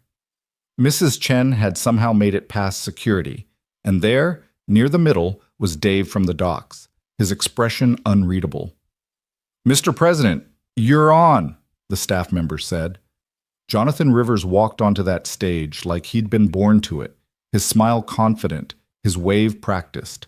The crowd erupted in camera flashes and shouted questions that he ignored with the ease of long practice. He reached the podium, adjusted the microphone, and waited for the room to settle. Noah watched from the wings, his heart hammering so hard he was sure everyone could hear it. Good morning, Jonathan began, his voice filling the space with presidential authority. 3 days ago, my family and I experienced every parent's worst nightmare. My wife and son were caught in a storm surge while walking on the beach. They were pulled into the ocean, into water that should have killed them.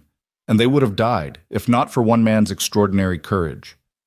The room was absolutely silent now, every reporter leaning forward, every camera focused on the president's face. That man didn't know who my wife was.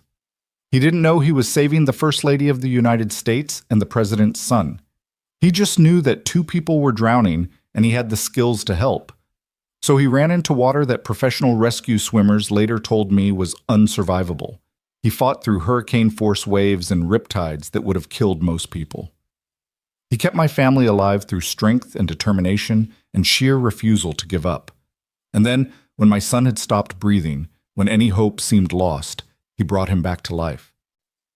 Jonathan's voice caught slightly on those last words, and Noah saw him grip the podium tighter, collecting himself. In the days since this incident, I've watched with growing dismay as some members of the public and media have questioned this man's motives. They've suggested he somehow staged this rescue for attention or financial gain. They've implied that his heroism was calculated rather than genuine. And I'm here today to tell you, unequivocally and without reservation, that those suggestions are not just wrong. They're an insult to everything this country should stand for. The president's tone had gone from warm to hard, his words cutting through the room like a blade. Noah Parker is a 40-year-old dock worker and single father who lost his wife to cancer 3 years ago. He's a former lifeguard who stopped doing rescue work to care for his daughter full-time. He volunteers at his local food bank. He coaches Little League. He's the kind of quiet, decent person who makes communities work, who helps neighbors without expecting thanks, who does the right thing simply because it's right. Jonathan paused, letting his words sink in. And when the moment came, when every instinct probably told him to stay safe on shore with his daughter, he made the choice to risk everything for strangers. That's not opportunism. That's not calculation. That's heroism in its purest form. Noah felt Mia lean against his side, her head resting against his arm. Elena stood on his other side, Matthew in her arms, all of them watching the president defend a man he'd met only days ago. "I've been in politics long enough to understand cynicism," Jonathan continued. "I understand why people look for hidden motives, why they struggle to believe in genuinely selfless acts. We've been disappointed too many times. We've seen too many heroes revealed as frauds. But sometimes, ladies and gentlemen, a hero is just a hero. Sometimes courage is just courage. And when we refuse to acknowledge that, when we tear down the people who represent the best of what we can be, we diminish ourselves and our society." He gripped the podium with both hands now, leaning forward slightly, his voice dropping but somehow carrying even more weight. "So let me be absolutely clear. Noah Parker saved my family's lives. He asked for nothing in return. He didn't seek publicity or reward. In fact, he's been reluctant to even be here today because he doesn't see himself as special or extraordinary. He just sees himself as a man who did what needed doing." Jonathan's voice softened. "But I see him differently. I see him as a reminder that heroes walk among us, often unrecognized, always humble. I see him as proof that in our darkest moments, there are people willing to step forward and be the light." The president straightened, his expression shifting from intensity to warmth. "Which is why I'm proud to announce the creation of the Parker Foundation for Civilian Heroes. This foundation will recognize and support ordinary Americans who perform extraordinary acts of courage. It will provide financial assistance to families affected by rescue attempts, fund training programs for civilian first responders, and ensure that when people like Noah Parker risk everything to save others, they aren't left to face the consequences alone." Murmurs rippled through the crowd. Noah felt his breath catch. A foundation? Named after him? "Mr. Parker will serve as the honorary chairman of this foundation, if he chooses to accept," Jonathan continued. "But more importantly, his actions will serve as the foundation's guiding principle, that everyday courage deserves recognition, that selfless heroism still exists, and that we as a nation should celebrate and support the people who embody those values." The president turned toward the wings, his hand extended in invitation. "Ladies and gentlemen, it's my honor to introduce the man who saved my family, who reminded America what heroism looks like. Please welcome Noah Parker." The applause started instantly, building to something that felt like thunder. Noah stood frozen in the wings, his feet refusing to move, his mind blank with panic. This was too much, too big. He was just a dock worker from Briar Point. He wasn't equipped for this. "Go on, Daddy," Mia whispered, giving him a gentle push. "They're waiting for you." Noah looked down at his daughter, at the pride and love in her eyes, and something inside him steadied. He wasn't doing this for the cameras, or the applause, or even for the president. He was doing this because Mia was watching, and he needed her to see that courage wasn't about being fearless. It was about being terrified and moving forward anyway. He walked onto that stage on legs that felt like water, into applause that seemed to physically push against him. The lights were blinding. The cameras were everywhere. But then he reached the podium and looked out at the crowd, and instead of seeing reporters and cameras, he saw people. Tom Rodriguez giving him a thumbs up, Mrs. Chen wiping tears from her eyes. And there, standing at the back of the room, was Dave from the docks, applauding with everyone else. President Rivers shook his hand, pulling him into a brief embrace that the cameras captured from a dozen angles. "You've got this," Jonathan whispered. "Just speak from the heart." Then the president stepped aside, and Noah was alone at the podium with a microphone and hundreds of expectant faces waiting for him to say something profound. He cleared his throat. The sound echoed through the speakers, too loud, making him wince. Someone in the crowd chuckled sympathetically. I'm not really good at speeches, Noah began, his voice shaking slightly. I'm better at loading cargo and fixing dock equipment.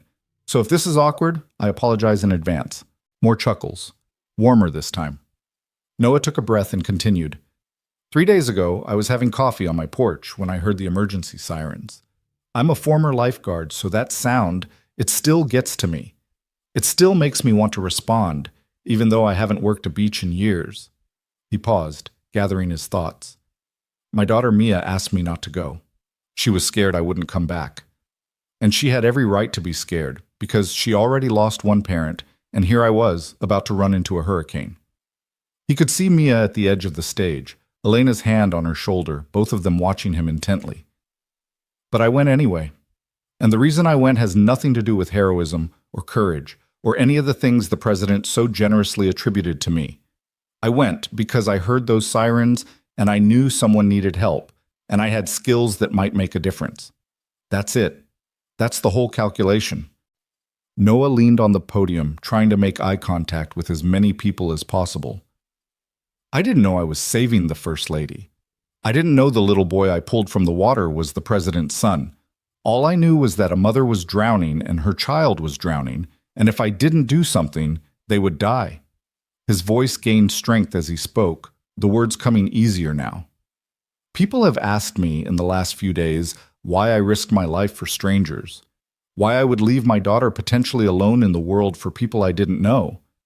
And honestly, I've asked myself the same question. He looked directly at the cameras now, at the millions of people who would watch this later. The answer I keep coming back to is this: because I couldn't live with myself if I didn't.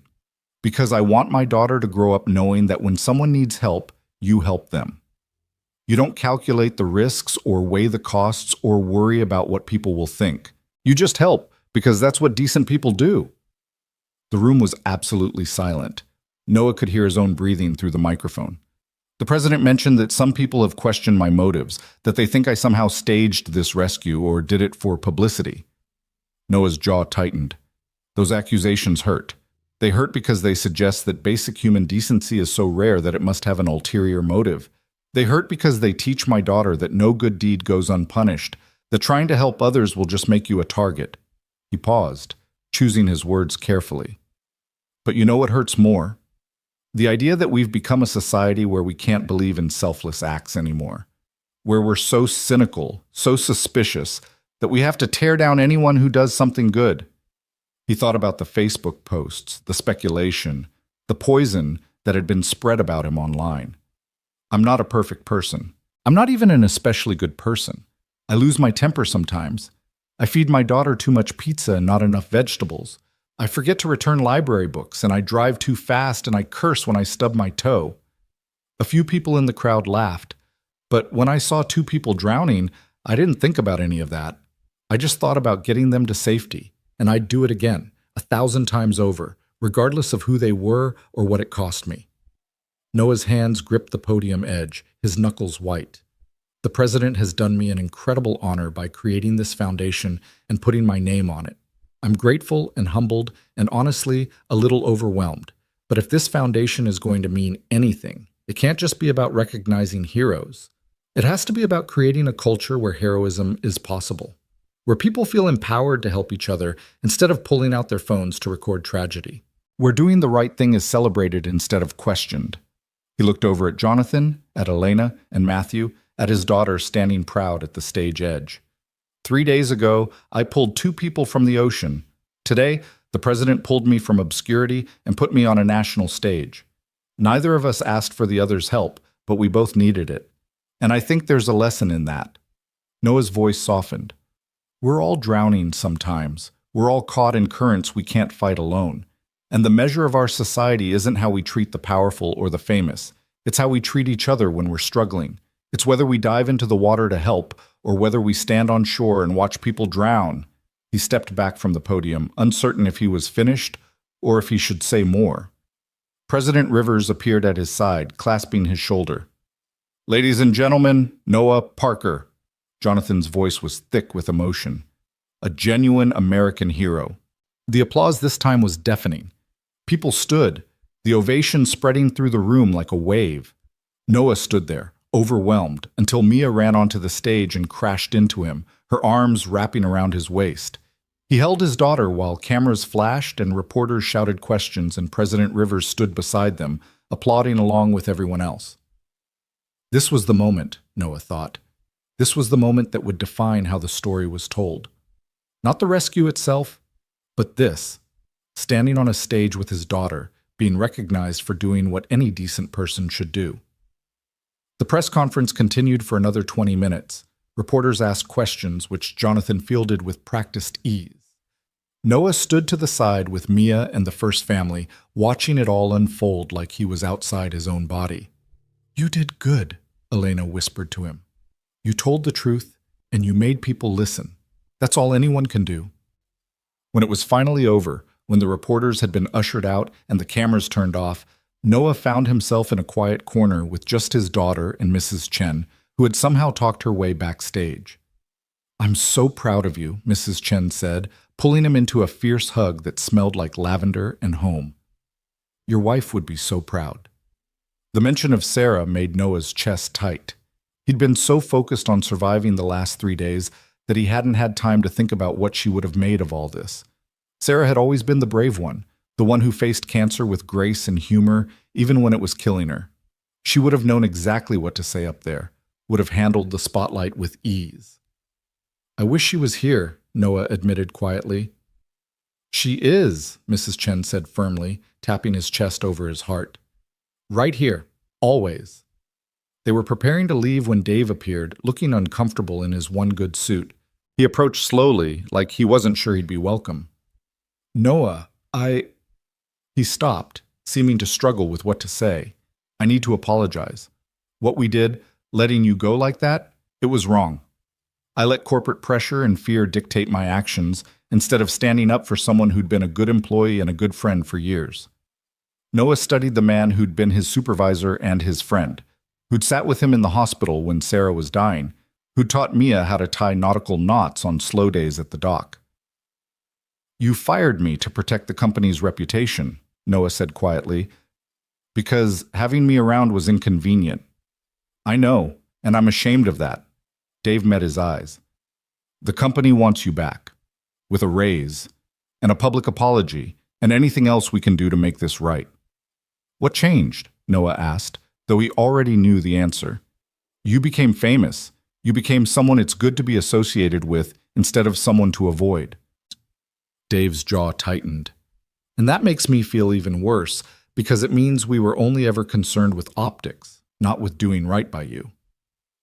Noah thought about it for a long moment. The old Noah, the one from 4 days ago, would have been grateful for the job back, would have accepted the apology and returned to work and pretended nothing had happened, but that Noah didn't exist anymore. "I appreciate the offer," Noah said finally, "but I think I'm going to pass. I need to figure out what comes next for me and Mia, and I don't think it involves going back to loading cargo for people who only value me when I'm useful to them." Dave nodded slowly, accepting the rejection with more grace than Noah expected. "I understand, and for what it's worth, you deserve better than we gave you." He extended his hand. "Good luck, Noah. I mean that." They shook hands and Dave walked away, leaving Noah with the strange feeling of having closed a door on his old life without quite knowing what door was opening ahead of him. The Secret Service drove them home as the sun began to set, painting the sky in shades of orange and gold. The media presence outside Noah's house had somehow grown even larger, but this time the tone was different. Instead of aggressive reporters shouting questions, there were people with signs. "Thank you, Noah Parker. Heroes still live here. Briar Point's finest." Agent Morrison cleared a path through the crowd, and Noah and Mia made it inside to find their house transformed. Flowers covered every surface. Cards and letters were stacked in boxes by the door. The answering machine blinked with 147 messages. "Oh my," Mrs. Chen breathed, taking in the scene. "This is going to take some time to sort through." Noah picked up a card at random and read it aloud. "Dear Mr. Parker, I'm a single mother of 3. Last year, my oldest son nearly drowned in our community pool. A stranger pulled him out and saved his life, then disappeared before I could thank him. Watching you at the press conference today reminded me that there are still good people in the world. Thank you for being one of them. Thank you for showing my children that heroes are real." He set the card down, his hands shaking. There were hundreds more. Thousands, maybe. "Daddy?" Mia picked up another envelope, this one addressed in careful child's handwriting. "Can I read this one?" Noah nodded, not trusting his voice. Mia opened the envelope and pulled out a drawing, a stick figure pulling two other stick figures from blue crayon waves. At the top, in wobbly letters, "You are my hero." It was signed by Emma, age 7, from Ohio. "She drew you saving them," Mia said softly, tracing the crayon lines with one finger. "She drew you being brave." Noah sat down heavily on his couch, overwhelmed by the weight of it all. This wasn't just about him anymore. It wasn't even about Elena and Matthew. It was about what his actions represented to people. Proof that courage still existed, that people still helped each other, that the world wasn't as broken as it sometimes seemed. "I don't know if I can live up to this," he admitted. "All these people looking at me like I'm some kind of symbol. What if I let them down?" "You won't," Mia said with absolute certainty, sitting beside him. "Because you're not trying to be a symbol. You're just trying to be yourself, and yourself is pretty great." Mrs. Chen appeared with tea, her solution to everything. "The girl is right. You're just Noah. Same as you were last week, same as you'll be next week. The only difference is now more people know it." They spent the evening sorting through letters and cards, reading stories from strangers whose lives had been touched by rescue workers, firefighters, everyday heroes who'd stepped up when needed. By the time Mia went to bed, Noah's perspective had shifted slightly. Maybe this wasn't about him at all. Maybe it was about giving people a reason to believe in good things again. He was washing dishes when his phone rang. The new one that didn't have his old contacts but somehow had been found by everyone who needed to reach him. He almost didn't answer, exhausted from the day's emotional roller coaster, but something made him pick up. "Mr. Parker, this is Thomas Wright from Wright & Associates. We spoke earlier about representation." "I'm not interested in a lawyer, Mr. Wright. Actually, I'm calling about something else. I represent the Parker Foundation, the one President Rivers announced today. We need to discuss your role as honorary chairman." Noah sank into a kitchen chair. "I thought that was just ceremonial." "It can be, if you want it to be, or it can be something more substantial. The president has allocated significant funding for the foundation, and there's already been an outpouring of private donations. We're talking about a real organization that could make a genuine difference in recognizing and supporting civilian heroes." Thomas paused. "But it needs someone at the helm who understands what heroism actually looks like. Someone who's lived it." "I'm a dock worker, Mr. Wright. I don't know anything about running a foundation." "You know about courage. You know about making impossible choices. You know what it feels like to risk everything for people you don't know." Thomas's voice was warm, persuasive. "The rest we can teach you. What we can't teach is authenticity, and that's what this foundation needs." Noah thought about the letters stacked in his living room, about Emma's crayon drawing, about Sam on the beach saying his brother's drowning didn't have to be the end of every drowning story. "Can I think about it?" he asked. "Of course. Take all the time you need." "But Noah, may I call you Noah? I hope you'll seriously consider it. The world needs this foundation, and the foundation needs you." After they hung up, Noah sat in his kitchen for a long time, listening to the house settle around him. The media camp outside had finally quieted, reporters packing up for the night or settling in for the long haul. Somewhere in the darkness, his old life was disappearing, being replaced by something he didn't quite recognize yet. He pulled out the medal Elena had given him, the one that had belonged to her grandfather. For courage when it mattered most. He turned it over in his hands, feeling its weight, wondering if he was brave enough for what came next. His phone buzzed with a text message from Elena. "Thank you for today. You reminded a lot of people that decency still exists. Sleep well, hero." Noah almost laughed at that. Hero. The word felt too big, too significant for someone who'd just done what needed doing. But maybe that was the point. Maybe heroism wasn't about being special or extraordinary. Maybe it was just about showing up when people needed you, about doing the hard thing because it was the right thing, about refusing to stand on shore while others drowned. He thought about Mia upstairs, asleep in her room, growing up in a world that desperately needed to believe good people still existed. He thought about Matthew taking his first breath after being pulled from death. He thought about Sarah, who'd faced cancer with more courage than he'd ever shown in his life. And he thought about the foundation, about the possibility of honoring people like Sarah, like the stranger who taught him to swim when he was 6, like the firefighters and EMTs and ordinary citizens who risked everything without expecting recognition. By the time Noah finally climbed the stairs to bed, he'd made his decision. He didn't know if it was the right one, didn't know if he was capable of what they were asking, but he knew he had to try. Because courage, he was learning, wasn't about being certain. It was about being terrified and moving forward anyway. Just like diving into hurricane-force water to save 2 drowning people. Just like standing on a stage in front of the world's media and telling the truth. Just like accepting that your quiet life was over and something bigger, something scarier, was beginning. Noah Parker might not have been a hero 4 days ago. But maybe, with time and effort and help from people who believed in him, he could become one. Or maybe he already was, and just needed to learn to accept it. The morning after the press conference, Noah woke to find his yard transformed into something resembling a memorial. Overnight, people had left not just flowers, but tokens of gratitude that spoke to the depth of what his actions had meant to strangers across the country. Teddy bears lined his fence. Handwritten signs thanked him in a dozen languages. Someone had left a Lifeguards whistle hanging from his mailbox with a note that read, "From one guardian to another." He stood at his window with coffee cooling in his hands, watching as more people arrived. Not reporters this time, but ordinary citizens who wanted to be near the place where the hero lived. A woman in her 60s placed a framed photograph by his gate. Noah couldn't see the image from this distance, but he could see her lips moving in what looked like a prayer.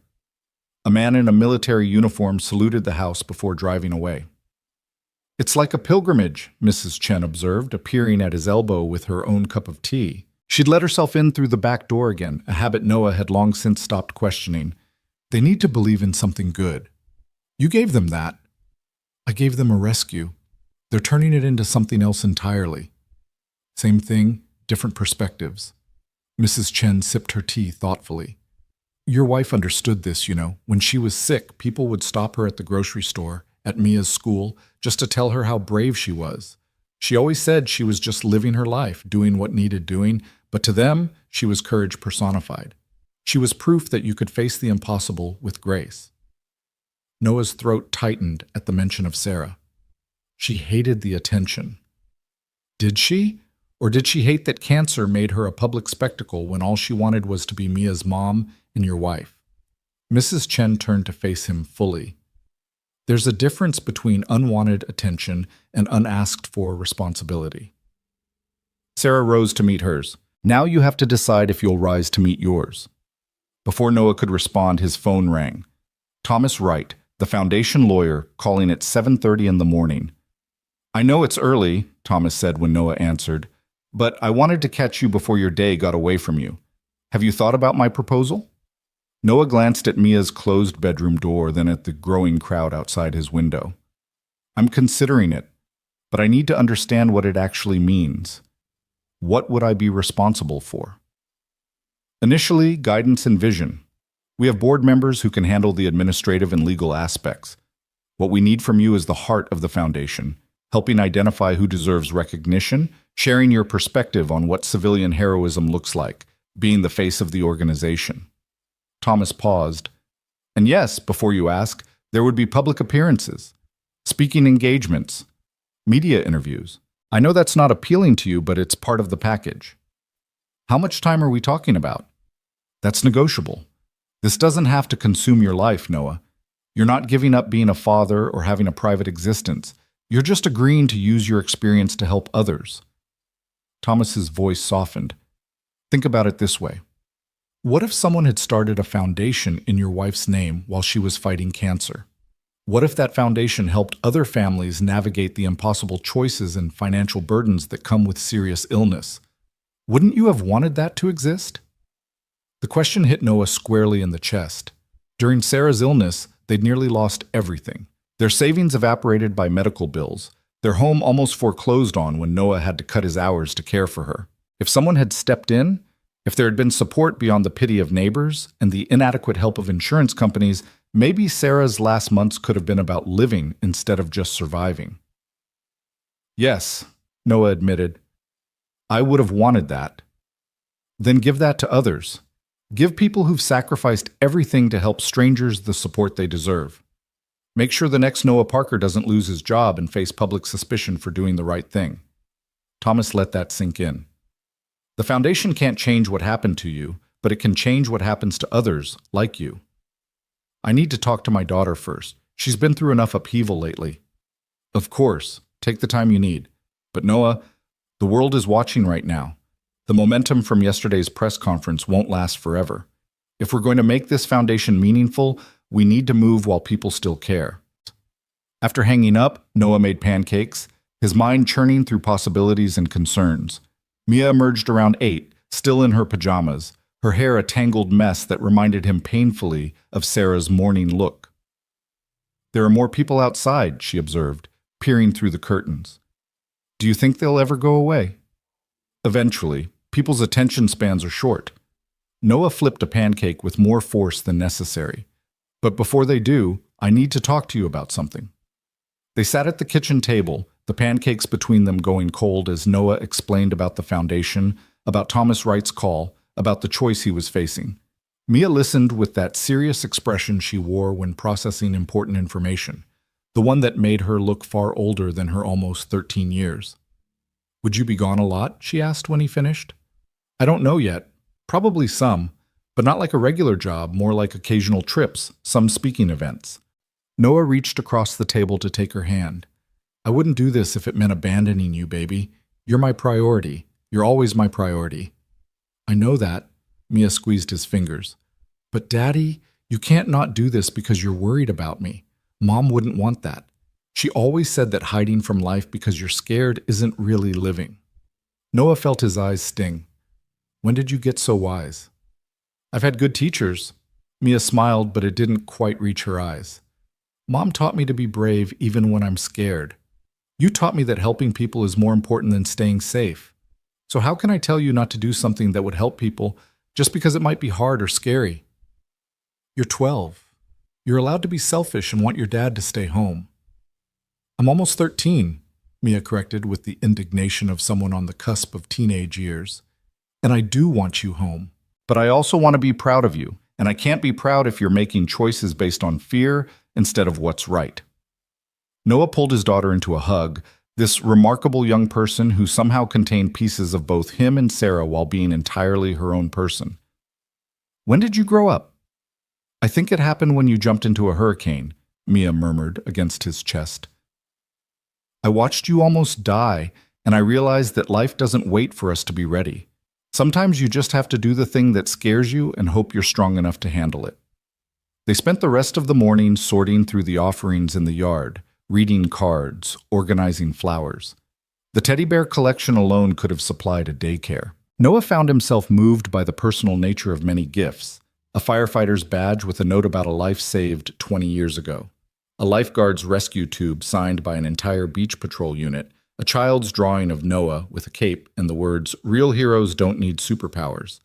Around noon, a black SUV pulled up, and Noah recognized Agent Morrison emerging from the driver's seat.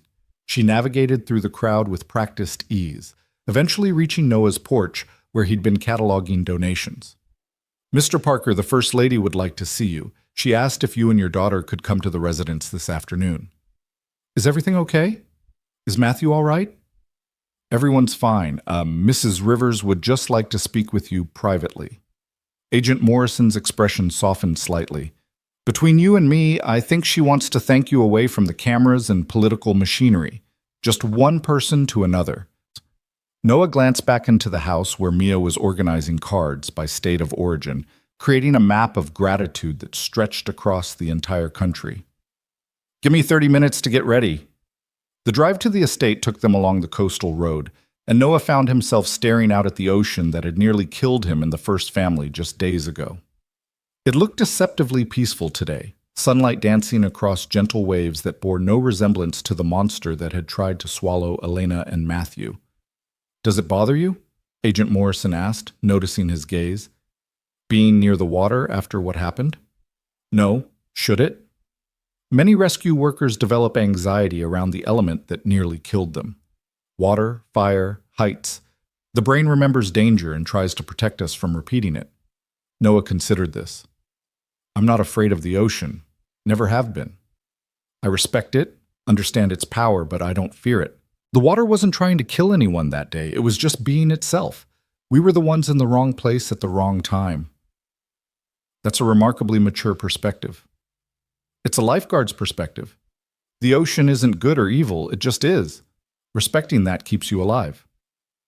At the estate, they were led not to the formal sitting room where Noah had met with Elena before, but to a sunroom overlooking the cliffs and the sea beyond. Elena was there with Matthew, both of them engaged in what appeared to be an intense game of Go Fish.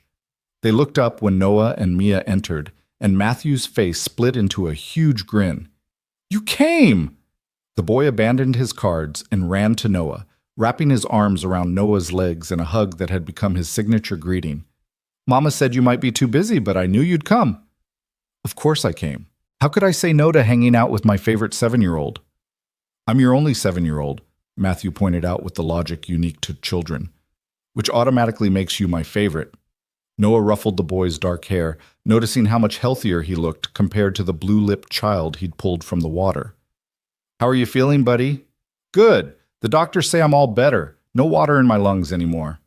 Matthew said this with the casual tone of someone discussing the weather, apparently unaware of how close he'd come to death. Want to play Go Fish with us? Mama's winning, but I think she's cheating. I am not cheating, Elena protested, but her eyes sparkled with amusement. I'm just very good at remembering which cards have been played. That sounds like cheating with extra steps, Mia observed, and Matthew laughed with delight at finding an ally. They played several rounds of Go Fish, the conversation easy and natural in a way that probably looked bizarre to the Secret Service agent stationed discreetly around the room. The First Lady of the United States, her son, and a dock worker's family playing cards and laughing about nothing in particular. If someone had told Noah a week ago this would be his life, he would have suggested they seek professional help. Eventually, Matthew's nanny appeared to take him for his afternoon reading time, and Mia volunteered to help, leaving Noah and Elena alone in the sunroom with tea that had gone cold and a pile of discarded playing cards. Thank you for coming, Elena said, her tone shifting from playful mother to something more serious. I know you didn't have to, and I'm grateful. You're the First Lady. When you call, people generally come. You're not most people, though. You've made it clear you're not interested in the trappings of association with my family. Elena smiled. No. Which is exactly why I value your presence. You're here because you want to be, not because you're hoping to gain something from the connection. She stood and moved to the windows overlooking the ocean. Noah joined her, both of them silent for a moment, watching the waves. I've been thinking about that morning, Elena said quietly, about how close we came to not making it. Matthew doesn't really remember, which I suppose is a blessing, but I remember everything, the cold, the power of the water, the absolute certainty that we were going to die. She turned to look at Noah. And then suddenly, you were there, this presence in the chaos, pulling us back from the edge. I genuinely thought you were a hallucination at first, my brain conjuring a savior because the alternative was too terrible to accept. You were incredibly brave, Noah said, keeping Matthew above water, never letting go even when you were exhausted. That saved his life as much as anything I did. We saved him together. Elena's eyes were bright with unshed tears, which is what I wanted to talk to you about. Not the foundation, not the press conference, not any of the public aspects of what happened. I wanted to tell you, privately, what it means to me that my son is alive. What it means that I get to watch him grow up, see him learn to read and ride bikes, and become whoever he's meant to be. You gave me that, Noah. You gave me my future. Noah didn't know what to say. The magnitude of that gift, a child's entire life, all the moments and possibilities and years stretching ahead, felt too immense to adequately acknowledge. I have something for you, Elena continued, pulling a small envelope from her pocket. Open it when you get home, not now. It's nothing official, nothing public. Just a letter I wrote trying to express what you mean to my family. I don't know if words can capture it, but I needed to try. Noah took the envelope, feeling its weight. Thank you. For everything. For not letting the media turn this into a circus, for defending me at the press conference, for treating me like a person instead of a political opportunity. You saved my child's life. The least I could do is treat you with the basic decency you deserve. Elena's smile was warm but tired. Though I should warn you, the political opportunities are coming whether we want them or not. There are people in Washington who want to use you as a symbol, as proof that America still produces heroes. They'll invite you to speak at rallies, ask you to endorse candidates, try to attach your story to their agendas. I'm not interested in politics. I know, which is why I'm warning you now. Say no early and often. Don't let them pressure you into becoming something you're not. Elena's expression turned serious. The foundation is different. That's about helping people, not advancing political careers. But everything else, the speaking invitations, the request to appear at fundraisers, the endless attempts to monetize your story, you can and should refuse those. Your story belongs to you, Noah. Don't let anyone take that away. They talked for another hour, the conversation ranging from the practical aspects of managing sudden fame to the more philosophical questions about heroism and responsibility. Elena shared stories from her own experience living in the public eye, offering advice on protecting Mia from the worst aspects of media attention. Children of famous people grow up under a microscope, Elena said. Matthew has security and protocols and an entire system designed to give him as normal a childhood as possible. Mia doesn't have that infrastructure, but she still deserves privacy and normalcy. Don't let the media make her an extension of your story. Let her be her own person.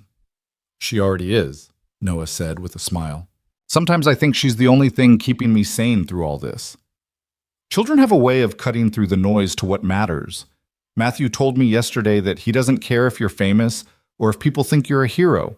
He just cares that you're nice, and you let him win at Go Fish sometimes. I don't let him win. The kid's actually good at cards, Elena laughed. He gets that from his father. Jonathan can't play poker to save his life, but put a deck of regular cards in his hands, and he's unbeatable. On the drive home, Mia was unusually quiet, staring out the window with a thoughtful expression Noah had learned meant she was processing something important. What's on your mind, baby girl? Matthew's really lucky, Mia said. Not because his dad is president or because they have a huge house, but because he gets to grow up not really remembering the worst day of his life. He doesn't have to carry around the memory of almost dying. Noah glanced at his daughter, understanding suddenly that they weren't just talking about Matthew. You remember your mom being sick? Every day. Mia's voice was small. I remember her in the hospital, how thin she got, how her hair fell out. I remember the smell of the medicines and the sound of the machines. Sometimes I wish I could forget, just have the good memories without all the hard ones. Noah's chest felt tight. They'd talked about Sarah's death many times, worked through grief with the help of a therapist Mrs. Chen had insisted they see. But this was different. This was Mia articulating a pain Noah hadn't fully recognized. I'm sorry you have to carry that, he said quietly. I'd take it from you if I could. I know, but maybe that's not the right way to think about it. Mia turned from the window to face him. Mom used to say that the hard memories make us appreciate the good ones more. That if everything was easy, we'd never really understand what we have. Maybe remembering the bad stuff is what makes me grateful for the good stuff. Your mother was a wise woman. She learned from you, she said, that you taught her to find meaning in difficult things, to see challenges as opportunities for growth. Mia smiled. She told me once that she fell in love with you because you dove into a riptide to save a tourist who'd ignored the warning flags. She said most people would have called for help and waited for professionals, but you just went, and she knew right then that you were someone who didn't wait for permission to do the right thing. Noah's vision blurred. He'd forgotten about that rescue, one of dozens he'd performed during his lifeguard years. But Sarah had been on the beach that day, a college student on spring break, and apparently that moment had mattered more than he'd realized. I didn't know she was watching, he admitted. She was always watching, and she was always proud. Mia reached across the seat to squeeze his hand. I think she'd be really proud of what you're doing now. The foundation, standing up to people who doubted you, showing me that courage isn't about being fearless. It's about being scared and doing the thing anyway. They spent the rest of the drive in companionable silence, each lost in memories of Sarah and thoughts about the future. When they arrived home, the crowd had thinned slightly, but there were still offerings being added to the growing memorial in their yard. Inside, Noah opened Elena's letter, while Mia organized their collection of cards from well-wishers. The First Lady's handwriting was elegant but personal, and her words hit Noah with unexpected force. Dear Noah, I've started this letter a dozen times, trying to find words adequate to express what you've given my family. Each attempt falls short because language isn't built to contain gratitude this profound. How do you thank someone for your child's life? For your own life? For every future moment that now exists because of choices made in seconds? You've probably heard thank you 1,000 times in the past few days. From me, from Jonathan, from strangers who see you as a symbol of something larger than one rescue. But I wanted you to hear it once more, quietly, in a moment away from cameras and politics and the weight of public expectation. Thank you for Matthew's first day of school, which will happen because you pulled him from the water. Thank you for his graduation, his wedding, his children, all the moments that exist now because you refused to let him drown. Thank you for giving me the chance to watch my son grow up, to be his mother for all the years ahead instead of just the 7 years behind. Thank you for reminding me that heroism isn't extinct, that courage still lives in unexpected places, that ordinary people can perform extraordinary acts without expecting reward or recognition. But most of all, thank you for being exactly who you are, a good man who saw people in trouble and helped them. That simple act of decency in a world that often feels short on decency has meant more than you can possibly know. You'll always be part of our family's story, Noah Parker, and I hope, in some small way, we've become part of yours. With gratitude beyond measure, Elena. Noah folded the letter carefully, his hands shaking slightly. This was real, not the media circus or the foundation or the strangers leaving offerings in his yard. This, a mother's gratitude for her child's life, this was what mattered. That evening, Thomas Wright called again. Noah answered on the first ring. I'll do it, Noah said before Thomas could launch into whatever prepared speech he'd crafted. I'll chair the foundation. I'll do the speaking engagements and the interviews and whatever else needs doing, but on my terms. The foundation helps people who sacrifice for others, not just the ones who make headlines. And my daughter comes first, always. If there's ever a conflict between foundation work and being her father, she wins. Agreed. Thomas sounded relieved and energized. We'll draft formal agreements, but I want you to know the board is thrilled. We've already received over $2 million in donations since the press conference. People want to support this vision. $2 million? Noah felt dizzy. That's just the beginning. Conservative estimates suggest we could raise 10 times that in the first year. The country is hungry for something to believe in, Noah. You're giving them that. After hanging up, Noah found Mia in her room, working on homework with the television on low in the background. The news was showing footage from the press conference, Noah's face filling the screen as he spoke about decency and helping strangers. I took the foundation job, he told her. Mia looked up from her math homework, studying his face. Good. You would have regretted saying no. Probably. But it means changes for us. More travel, more attention, less privacy. We'll figure it out. Mia turned back to her homework with the casual confidence of youth. We always do. The next morning, Noah woke to find his yard had been cleared overnight. The Secret Service, working with local volunteers, had collected all the offerings, photographed everything, and organized it for the foundation's archives. In place of the chaotic memorial was a single bronze plaque mounted on a post at the edge of his property. Here lives Noah Parker, who reminds us that heroes walk among us. It felt presumptuous and humbling all at once. Noah stood in his pajamas, coffee in hand, staring at the plaque while Mrs. Chen appeared at his elbow. The town council approved it last night, she explained. Emergency session. They're also renaming the harbor. Renaming it what? Parker Point Harbor, in honor of your rescue and in recognition of your service to the community. Mrs. Chen sipped her tea. Dave from the docks led the initiative, actually, said it was the least the town could do after how they treated you. Noah didn't know whether to laugh or cry. A week ago, he'd been a nobody dock worker whose greatest accomplishment was loading cargo efficiently. Now the harbor bore his name. "It's too much," he said.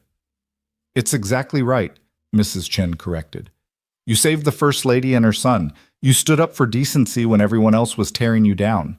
You're using your platform to help others. If that doesn't deserve recognition, what does?" The official renaming ceremony happened 3 days later, attended by what felt like the entire town. The mayor gave a speech. Tom Rodriguez spoke about Noah's character. Even Dave got up and publicly apologized for how the dock company had treated their former employee. But the moment that broke, Noah, was when Mia took the microphone, unscheduled and unplanned, and spoke to the crowd. "Everyone keeps calling my dad a hero," she said, her young voice carrying across the assembled crowd. "And he is. But not because he saved the First Lady. He was a hero before that, and he'll be a hero after everyone forgets about the rescue. He's a hero because he teaches me that doing the right thing matters, even when it's hard. He's a hero because he loved my mom through cancer and held her hand when she died and still manages to smile every day, even though I know he's sad. He's a hero because he makes pancakes on Sundays and helps with my homework and tells me I can be anything I want to be." Mia paused, wiping her eyes, and Noah's vision blurred with tears. "So yes, rename the harbor, build statues, give him awards. But remember that the truest heroism is the quiet kind, the kind that doesn't make headlines but makes the world a little bit better. My dad is that kind of hero. He always has been." The crowd erupted in applause. Noah pulled his daughter into a hug while cameras flashed and the newly renamed Parker Point Harbor sparkled in the afternoon sun behind them. That night, after the ceremony, after the celebrations, after the last well-wisher had gone home, Noah sat on his porch watching the ocean and thinking about everything that had changed in just over a week. His phone buzzed with a text from President Rivers. "Watched your daughter's speech. She's remarkable. You've raised her well. The country is lucky to have both of you reminding us what truly matters." Noah typed a response. "Thank you for everything, for believing in me when others didn't, for defending me, for giving me the chance to turn this into something meaningful." The president's reply came quickly. "You did that yourself, Noah. I just gave you the platform, the courage, the grace, the decency. That was all you." As Noah sat there in the darkness, listening to the ocean and thinking about impossible rescues and unexpected futures, he realized something profound. He'd spent 3 years since Sarah's death just trying to survive, just trying to be a good father to Mia, just trying to get through each day without falling apart. He'd thought of himself as someone whose best days were behind him, whose heroic lifeguard phase had ended when responsibility and grief replaced youth and invincibility. But maybe that had been wrong. Maybe his most heroic days weren't in the past. Maybe they were right now, in choosing to use his second chance at purpose to help others, in showing Mia that tragedy could be transformed into meaning, and proving that ordinary people could still do extraordinary things. The ocean whispered against the shore, the same ocean that had nearly killed him and the people he'd saved. But Noah wasn't afraid. He'd never been afraid of the water, only of letting fear stop him from living fully. And he was done letting fear make his choices. Whatever came next, the foundation work, the public appearances, the responsibility of carrying other people's hope, he would face it the same way he'd faced that storm-tossed ocean, with courage, with determination, and with the knowledge that sometimes the scariest things lead to the most meaningful outcomes. His daughter was asleep inside, dreaming whatever dreams almost 13-year-olds dreamed. The first family was safe in their secure residence. Matthew probably also asleep, his future stretching ahead of him in ways that wouldn't have been possible without that desperate rescue. And somewhere across the country, people were reading about Noah's story and maybe, just maybe, finding the courage to be heroes in their own lives. That was enough. More than enough. It was everything. 6 months passed like water through cupped hands. Impossible to hold on to, impossible to slow down, each day bleeding into the next until Noah barely recognized the life he was living. The Parker Foundation had grown from an idea announced at a press conference into something real and tangible, with offices in Washington, D.C., a staff of 12, and a mission that resonated across the country. Noah found himself spending 2 weeks out of every month traveling, speaking at events, meeting with potential donors, and most importantly, identifying the quiet heroes the foundation existed to honor. But despite the chaos of his new life, despite the speaking engagements and board meetings and constant requests for his time, Noah had kept his promise. Mia came first, always. He was home for her 13th birthday party, helping Mrs. Chen hang streamers in their living room, while Mia's friends arrived with gifts and the kind of excited energy that only teenagers could generate. He was there for her school concerts, sitting in the audience while she played violin with the concentration she'd inherited from Sarah. He coached her soccer team on weekends when he wasn't traveling, and when he was away, he called every night to hear about her day, her homework, her dramas with friends. The media attention had faded somewhat, as media attention always did when the next crisis or scandal emerged to capture the public's imagination. There were still occasional reporters who wanted to do follow-up stories, still people who recognized Noah in airports and restaurants. But the fever pitch of those first weeks had cooled into something more manageable, more sustainable. Noah was in his new foundation office, a modest space above a coffee shop in Briar Point, because he'd refused to relocate to D.C. permanently, when Thomas Wright called with news that made his hands go cold. "The foundation's been nominated for the Presidential Citizens Medal," Thomas said, his voice vibrating with excitement. "And Noah, they're not just honoring the foundation, they're specifically recognizing you. The ceremony is in 3 weeks. The president wants to present it personally." Noah sat down heavily in his desk chair, staring out the window at Parker Point Harbor, where fishing boats bobbed peacefully in the morning light. The Presidential Citizens Medal, that's one of the highest civilian honors in the country. It recognizes individuals who've performed exemplary deeds of service. Your rescue of the first family, combined with the foundation work, made you an obvious candidate. Thomas paused. "I know you don't like the spotlight, but Noah, this is important. It's validation for everything the foundation stands for." "When's the ceremony?" 3 weeks from Friday, at the White House. Black tie event, media coverage, the whole production. Thomas's voice gentled. "Bring Mia. Bring Mrs. Chen if you want. Make it a family affair." After hanging up, Noah sat in silence for a long time, processing what this meant.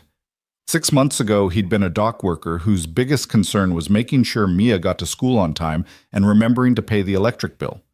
Now he was being honored at the White House for heroism and service. Sarah would have laughed at the absurdity of it all. She would have made some joke about Noah finally getting the recognition he deserved for putting up with her terrible cooking all those years. She would have bought a new dress for the ceremony and spent hours helping Mia pick out something appropriate, and made the whole thing feel less terrifying through the sheer force of her humor and grace. But Sarah wasn't here, and Noah had to navigate this alone. Except he wasn't alone. He had Mia, who'd grown 6 inches and gained a confidence that sometimes left him breathless. He had Mrs. Chen, who'd appointed herself the family's unofficial manager and chief supporter. He had the foundation staff, who'd become something like friends. And he had the memory of Sarah, guiding him even in her absence, reminding him through Mia's expressions and gestures that courage came in many forms. That evening, Noah broke the news over dinner, homemade lasagna that Mia had helped prepare, using Sarah's recipe that they'd finally felt ready to attempt. "The White House?" Mia's eyes went wide. "Like the actual White House? Where the president lives?" "That's the one." "And they're giving you a medal?" "Technically, it's recognizing the foundation's work. But yes, there's a medal involved." Mia set down her fork, her expression turning serious in that way that meant she was processing something important. "Mom would have been so proud." "She would have thought it was ridiculous," Noah countered gently. "Your mother never liked fancy ceremonies or formal events." "No, but she liked when good things happened to good people. And you're the best person I know, Daddy." Mia's voice was thick with emotion. "You saved people's lives and then used that to help other people who saved lives. That's not ridiculous. That's exactly what a hero should do." Mrs. Chen, who'd been quietly eating her lasagna, spoke up. "The girl is right. Sarah would have been proud. Maybe uncomfortable at the fancy party, but proud of the man you've become." "I haven't become anyone different. I'm still just me." "That's what makes it meaningful," Mrs. Chen said firmly. "You didn't let fame change you. You didn't let recognition make you arrogant. You just kept being Noah Parker, decent man from Briar Point, who helps people because that's what decent people do. That's the real accomplishment. The 3 weeks passed in a blur of preparation.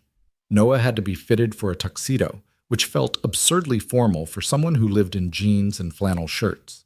Mia got a new dress, midnight blue with silver accents that made her look heartbreakingly grown up. Mrs. Chen insisted she was fine in something from her closet, but Noah took her shopping anyway and bought her an elegant pantsuit that made her tear up in the dressing room.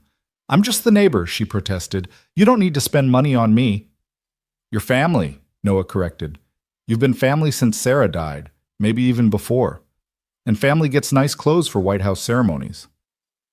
The foundation threw a small celebration the week before the trip, with the staff presenting Noah with a framed collage of photos from their first 6 months of operation. Images of the people they'd honored: a firefighter who'd run into a burning building 7 times to save residents, a teacher who'd used her body to shield students during a school shooting, a homeless veteran who'd pulled a child from a frozen lake. Each face represented a story of courage, of sacrifice, of ordinary people doing extraordinary things. "You built this," Thomas said, his hand on Noah's shoulder as they studied the collage. "6 months ago, this was just an idea. Now we've recognized 43 civilian heroes, provided financial support to 17 families facing hardship because of their heroic actions, and inspired thousands of people to submit nominations for others they believe deserve recognition. That's your legacy, Noah." "It's our legacy," Noah corrected. "I'm just the face. You're the one making it function." "Maybe.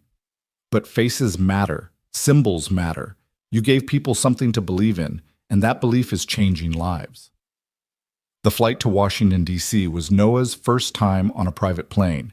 The foundation had offered to cover commercial tickets, but President Rivers had insisted on sending a plane, saying it was the least he could do. Mia spent the entire flight with her face pressed to the window, watching clouds and landscapes scroll by beneath them. Mrs. Chen knitted calmly, her needles clicking in a rhythm that Noah found oddly soothing. They landed at a private airfield where a car was waiting to take them to their hotel. Not just any hotel, but the historic Willard Intercontinental, where apparently every president since Franklin Pierce had stayed at some point. Their suite overlooked Pennsylvania Avenue, and Mia immediately started planning how early they'd need to wake up to watch the city come alive. "This is surreal," Noah said, standing at the window in his undershirt and dress pants, his bow tie hanging loose around his neck. The ceremony was in 2 hours, and he'd been standing here for 20 minutes, trying to make his hands stop shaking enough to tie the damn thing. "Let me." Mrs. Chen appeared at his elbow, taking the bow tie with practiced efficiency. "I used to tie these for my husband before his business dinners. The trick is confidence and proper tension." She worked quickly, her fingers deft despite her age, and within seconds, Noah's bow tie was perfect.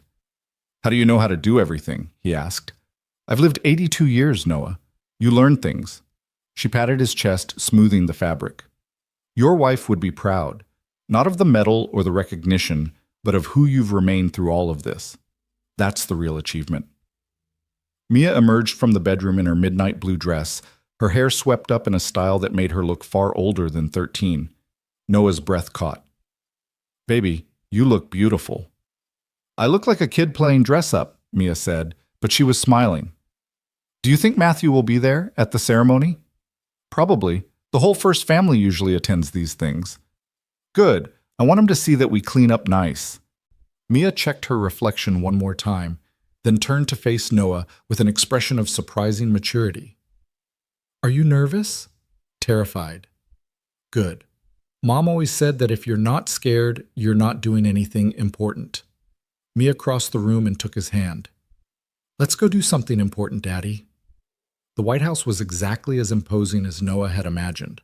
All white columns and manicured lawns and security that made the Secret Service details he'd grown accustomed to look casual by comparison. They were escorted through corridors lined with portraits of former presidents, past rooms where history had been made, to the East Room where the ceremony would take place. The room was already filling with people, politicians and military brass and civilians who'd been selected for various honors. Noah recognized a few faces from the Foundation's work, heroes they'd honored in the past 6 months who'd been invited to attend. Seeing them here, dressed in their finest, reminded Noah why all of this mattered. These were the people the Foundation existed to celebrate. "Noah!" Matthew's voice cut through the formal atmosphere, and suddenly the 7-year-old was running toward him with the enthusiasm only children could muster at state events. "You came! Mama said you were getting a medal too." "Hey, buddy." Noah crouched down to Matthew's level, accepting the enthusiastic hug. "Look at you in your fancy suit. Very presidential." "I have to wear it for ceremonies. It's uncomfortable, but Mama says that's part of being in the first family." Matthew pulled back, studying Noah seriously. "Are you nervous?" "When I got an award at school, I was so nervous I forgot my speech." "I'm definitely nervous, but I figure if I mess up, at least I'll do it in spectacular fashion." Matthew giggled. "That's what Daddy says, too. He says if you're going to fail, fail big." Elena appeared then, elegant in a navy dress that probably cost more than Noah's truck, but her smile was warm and genuine. "Noah, you look wonderful. And Mia, that dress is absolutely perfect on you." "Thank you, Mrs. Rivers." Mia's voice was shy but steady. "Your home is beautiful." "It's the people's home, really. We're just living in it temporarily." Elena's eyes found Noah's. "Could I speak with you privately for just a moment, before the ceremony starts?" They stepped into a smaller anteroom, leaving Mia with Mrs. Chen and Matthew with his nanny. Elena closed the door behind them, her expression shifting from formal First Lady to something more personal. "I wanted to thank you again," she said, "not just for the rescue, though God knows I'll never stop being grateful for that, but for what you've done since. The foundation, the work you're doing to recognize civilian heroes. It matters, Noah. It matters more than you probably realize. I'm just trying to honor what you and the president started." "No, you're doing something more than that. You're changing the narrative about what heroism looks like in America. You're showing people that courage isn't just for soldiers and first responders. It's for anyone willing to step forward when others step back." Elena's voice grew intense. "The country needed that message, still needs it, and you're delivering it not through political speeches or policy positions, but through simple acts of recognition and support." "It's what Sarah would have wanted," Noah said quietly. She always believed in celebrating the people who made the world better in small, quiet ways. "Then this medal today, it's for her too. For the woman who raised you and Mia to understand what truly matters." They returned to the East Room just as the ceremony was beginning. Noah took his seat in the front row, Mia on one side and Mrs. Chen on the other, while President Rivers took the podium and began speaking about the importance of civilian service, about the heroes who walked among them unrecognized, about the duty of a nation to honor those who sacrifice for others. "Today, we recognize individuals who represent the best of American courage and service," Jonathan said, his voice carrying the weight of presidential authority. "These are not people who sought recognition. They're not people who acted for reward or acclaim. They're simply people who saw a need and met it, who saw danger and faced it, who saw others suffering and helped them." One by one, recipients were called forward. A postal worker who'd performed CPR on a heart attack victim. A group of teenagers who'd pulled a family from a burning car. A nurse who'd worked double shifts for 6 months during the pandemic, sacrificing her own health to care for others. Each story was remarkable. Each person was humble in their acceptance. And then President Rivers called Noah's name. Noah Parker needs no introduction to anyone following the news 6 months ago. His rescue of my wife and son during a hurricane was captured on camera and broadcast around the world. But what many people don't know is what Noah has done since that moment. He's built a foundation that has recognized and supported dozens of civilian heroes, providing financial assistance to families affected by heroic actions, funding training programs for first responders, and most importantly, reminding America that heroism is not dead. It's all around us, waiting to be acknowledged. Noah stood on shaking legs and made his way to the podium. The president shook his hand, then pulled him into a brief embrace. "Thank you," Jonathan whispered, "for everything." The medal was heavier than Noah expected, solid and real in his hands as the president placed it around his neck. The room erupted in applause, but Noah barely heard it. He was thinking about Sarah, about the life they'd built together, and the life he was building without her. He was thinking about Mia, sitting in the front row with tears streaming down her face and pride shining in her eyes. He was thinking about the scared little boy he'd pulled from the ocean, now sitting safely beside his mother, alive and whole and full of possibility. Thank you, Mr. President, Noah managed when the applause died down enough for him to speak. He turned to face the audience, the medal heavy against his chest. 6 months ago, I was a dock worker who happened to be in the right place at the right time with the right skills. I didn't think of myself as a hero. I still don't, honestly. But I've learned something through this experience, through the foundation, through meeting the remarkable people we've honored. He paused, gathering his thoughts, aware that this moment was being broadcast, that millions of people were watching, that his words would be analyzed and quoted and dissected. Heroism isn't about being fearless. It's about being terrified and acting anyway. It's not about seeking recognition. It's about doing what needs doing because it's right. And it's not rare or special. It's happening all around us, every day, performed by ordinary people who simply refuse to walk past suffering or danger without trying to help. Noah's voice grew stronger. The foundation exists because those people deserve recognition. Not because recognition makes them heroes, but because recognizing them might inspire others to act when their moment comes, to choose courage over comfort, to choose service over safety, to choose to be the person who dives into the water instead of the person who stands on shore watching others drown. He looked directly at Mia, this remarkable young woman who'd lost her mother and survived her father's transformation into a public figure and still managed to be kind and brave and wise beyond her years. My daughter told me once that real heroism is the quiet kind, the kind that doesn't make headlines but makes the world better. She was right. The truest heroes are the ones you never hear about. The parents working 3 jobs to support their families, the teachers spending their own money on classroom supplies, the neighbors who check on the elderly during storms, the strangers who stop to help someone change a flat tire. Noah's throat felt tight. The foundation can't honor everyone who deserves it. We can't even come close, but we can try to change the culture. We can try to build a society where helping others is celebrated instead of questioned, where courage is recognized instead of dismissed, where decency is the norm rather than the exception. The room was absolutely silent now, everyone leaning forward, hanging on his words. This medal is an incredible honor, but it's not mine alone. It belongs to my late wife, Sarah, who taught me that grace in the face of impossible odds is its own form of heroism. It belongs to my daughter, Mia, who reminds me every day what truly matters. It belongs to Elena and Matthew, who survived something that should have killed them and then used that survival to build something meaningful.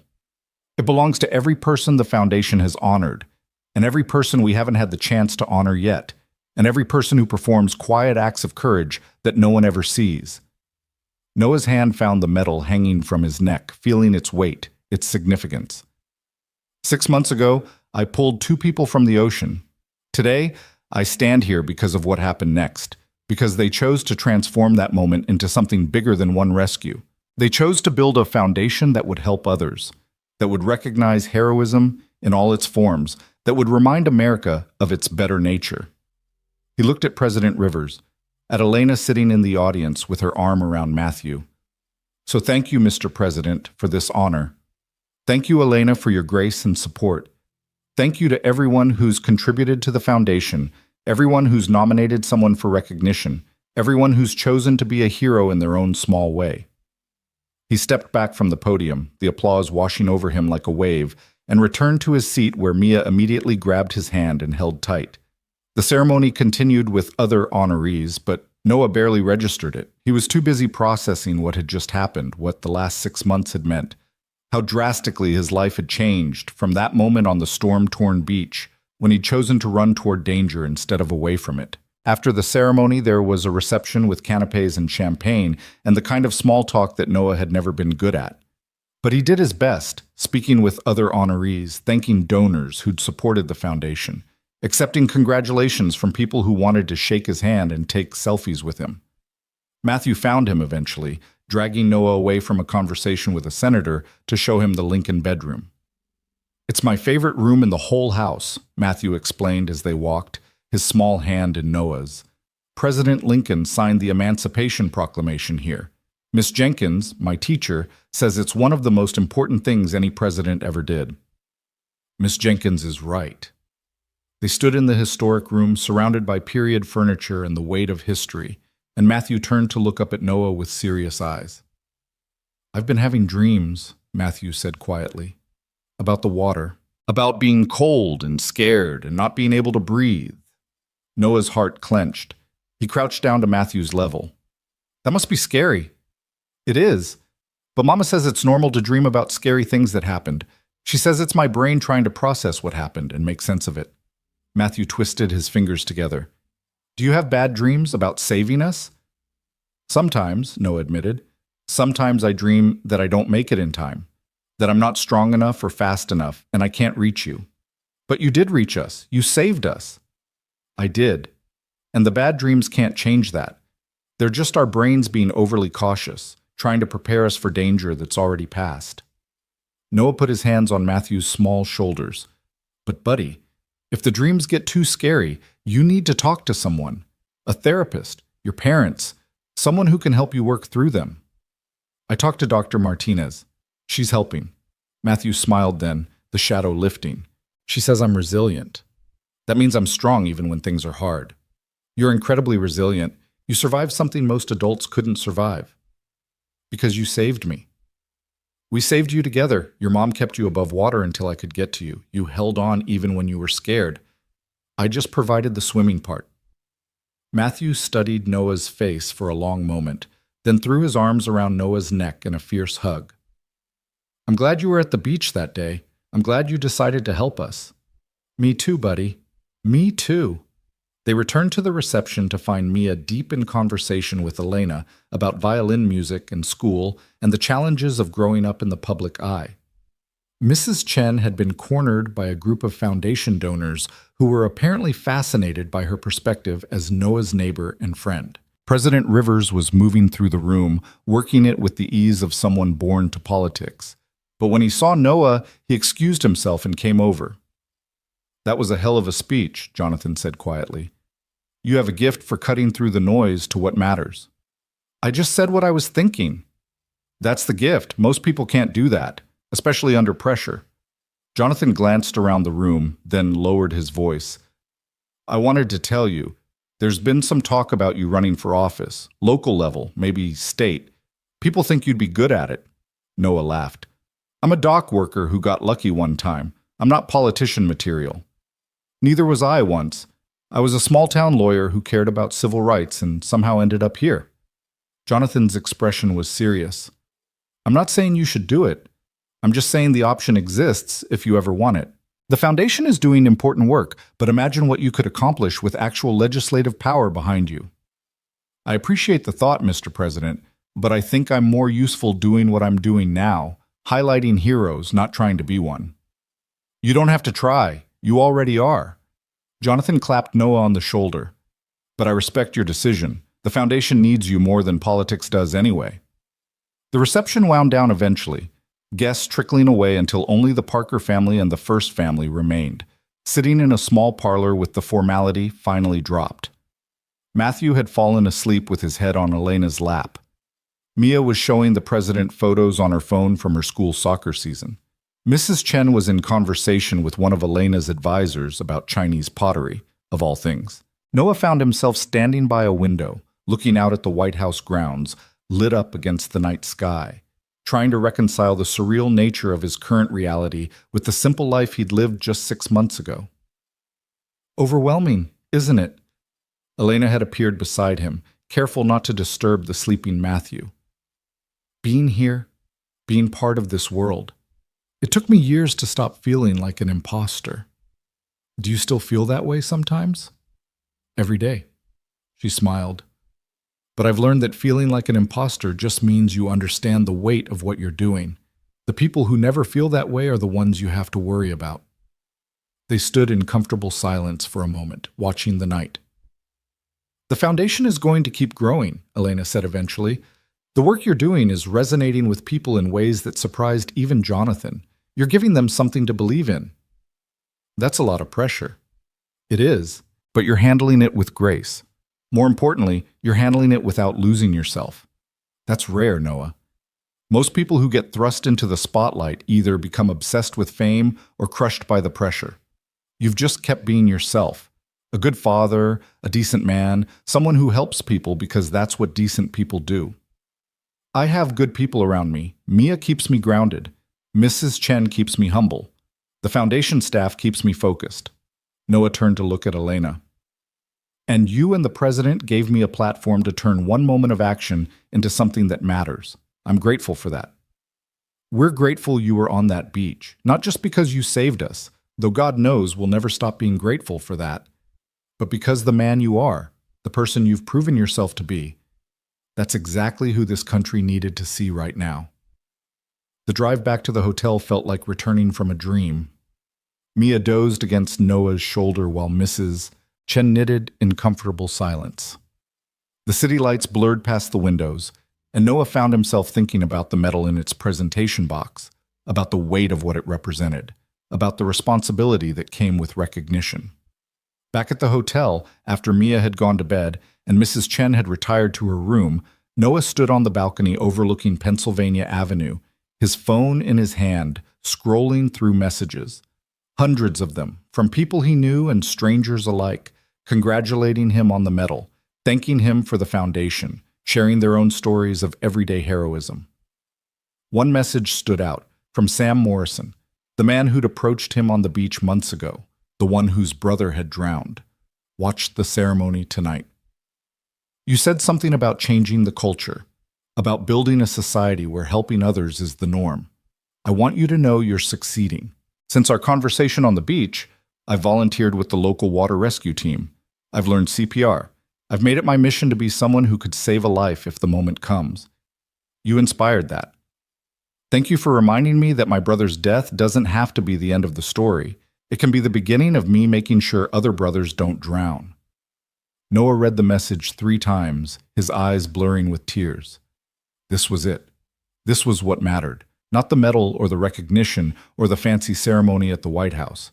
This, one person choosing courage, choosing to be ready to help, choosing to transform grief into purpose. He thought about Sarah, about how she'd lived her final months with grace and humor despite the pain.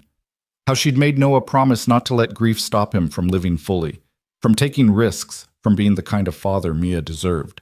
He'd tried to honor that promise, but he'd also hidden behind it, using fatherhood as an excuse to avoid risks, to play it safe, to never fully engage with life again. Until the storm, until 2 people drowning, until the choice between safety and courage. And now here he was, 6 months later, standing on a hotel balcony in Washington, D.C., wearing a Presidential Citizen's Medal, running a foundation that was changing lives, being the kind of man Sarah had always believed he could be.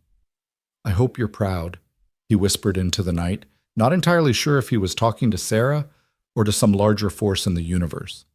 I hope wherever you are, you can see what we've built, what Mia's becoming, what your love and belief made possible. The wind carried his words away into the city noise, but Noah felt a sense of peace settle over him like a blanket. He'd spent 3 years grieving, and he'd probably spend the rest of his life missing Sarah. But grief didn't have to mean the end of living. Loss didn't have to mean the end of growth. He'd learned that in the ocean, pulling 2 strangers back from death. He'd learned it in the aftermath, watching his daughter grow stronger and more confident. He'd learned it in the foundation work, meeting people who'd transformed their own tragedies into purpose. And he was still learning it, every day, one small choice at a time. The next morning, they flew back to Briar Point, back to the life Noah had built in the wake of disaster. But something had shifted. Maybe it was the medal, or the ceremony, or Jonathan's words about having a gift for cutting through noise. Maybe it was Sam's message about choosing to be ready to help. Or maybe it was simply that Noah had finally accepted that his life had changed irrevocably, and hiding from that change wasn't going to serve anyone. At the foundation office the following Monday, Noah called a staff meeting. Thomas and the 11 other employees gathered around the conference table, coffee cups in hand, curious about what their chairman wanted to discuss. I've been thinking, Noah began, standing at the head of the table with the kind of nervous energy he usually tried to suppress, about what we're doing and why we're doing it. The foundation has been successful beyond anything I imagined. We've honored some amazing people, provided real support to families in need, started conversations about civilian heroism, but I think we can do more. More how?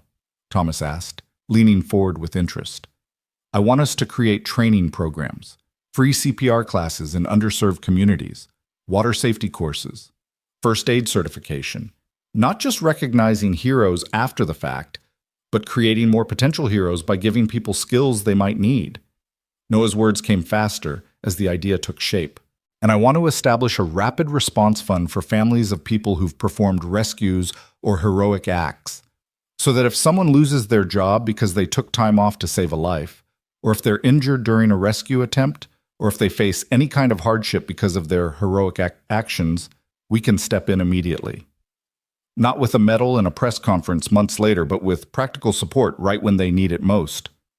The staff was silent for a moment, processing. Then Thomas started nodding, slowly at first, then with increasing enthusiasm. "That's brilliant," he said.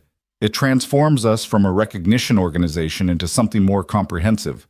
We're not just celebrating heroism after the fact, we're actively creating conditions for more heroism to happen." Exactly. Noah felt the rightness of it in his bones. Sarah used to say that the best way to honor someone is to embody the values they represented. We honor heroes by creating more heroes. We recognize courage by teaching courage. The meeting lasted 3 hours as they sketched out plans, discussed funding, debated logistics. By the end, they had the outline of an expansion that would triple the foundation's budget and scope. It was ambitious. It was risky. It was exactly what they needed to do. Noah left the office as the sun was setting, driving home through streets he'd known his entire life, but which felt somehow different now. Parker Point Harbor glinted in the fading light, fishing boats returning from a day at sea. The bronze plaque at the edge of his property caught the sun, announcing to anyone who cared that a hero lived here. Mia was in the kitchen when he arrived, working on homework while something that smelled suspiciously like burning garlic filled the air. "I'm trying to make dinner," she explained, waving smoke away from a pan on the stove. "It's not going great." Noah laughed and gently moved her aside, rescuing what turned out to be an attempt at pasta carbonara. "What made you decide to cook?" "I was thinking about Mom, about how she always made dinner even when she was tired from treatment, how she said cooking for people was an act of love." Mia's voice was thoughtful. "I wanted to try loving you the way she did." Noah pulled his daughter into a hug, holding her tight while the pasta water boiled over and the smoke alarm threatened to go off. "You love me exactly right, baby girl, just by being you." They salvaged dinner together, working side by side in the kitchen the way he and Sarah used to, and Noah taught Mia the tricks Sarah had taught him: how to tell when pasta was done, how much salt to add to the water, how to make a sauce that didn't separate.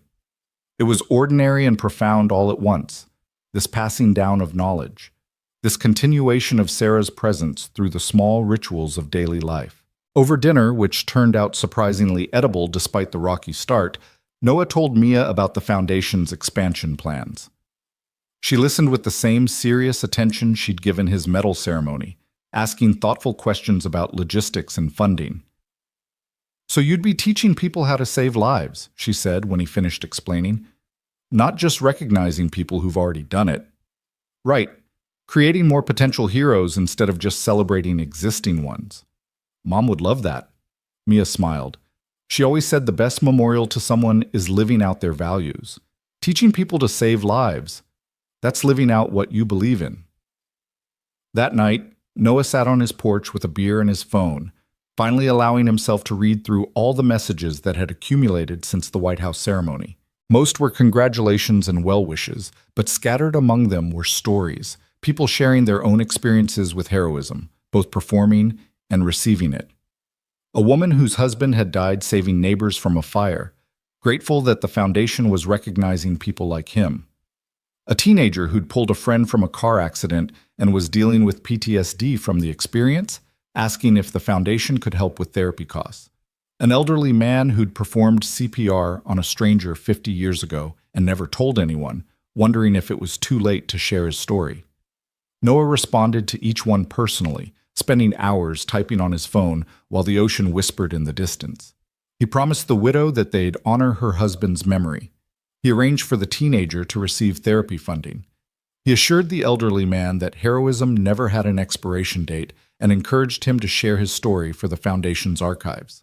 By the time he finally went to bed, it was past midnight, but Noah felt a sense of purpose that went beyond medals and ceremonies.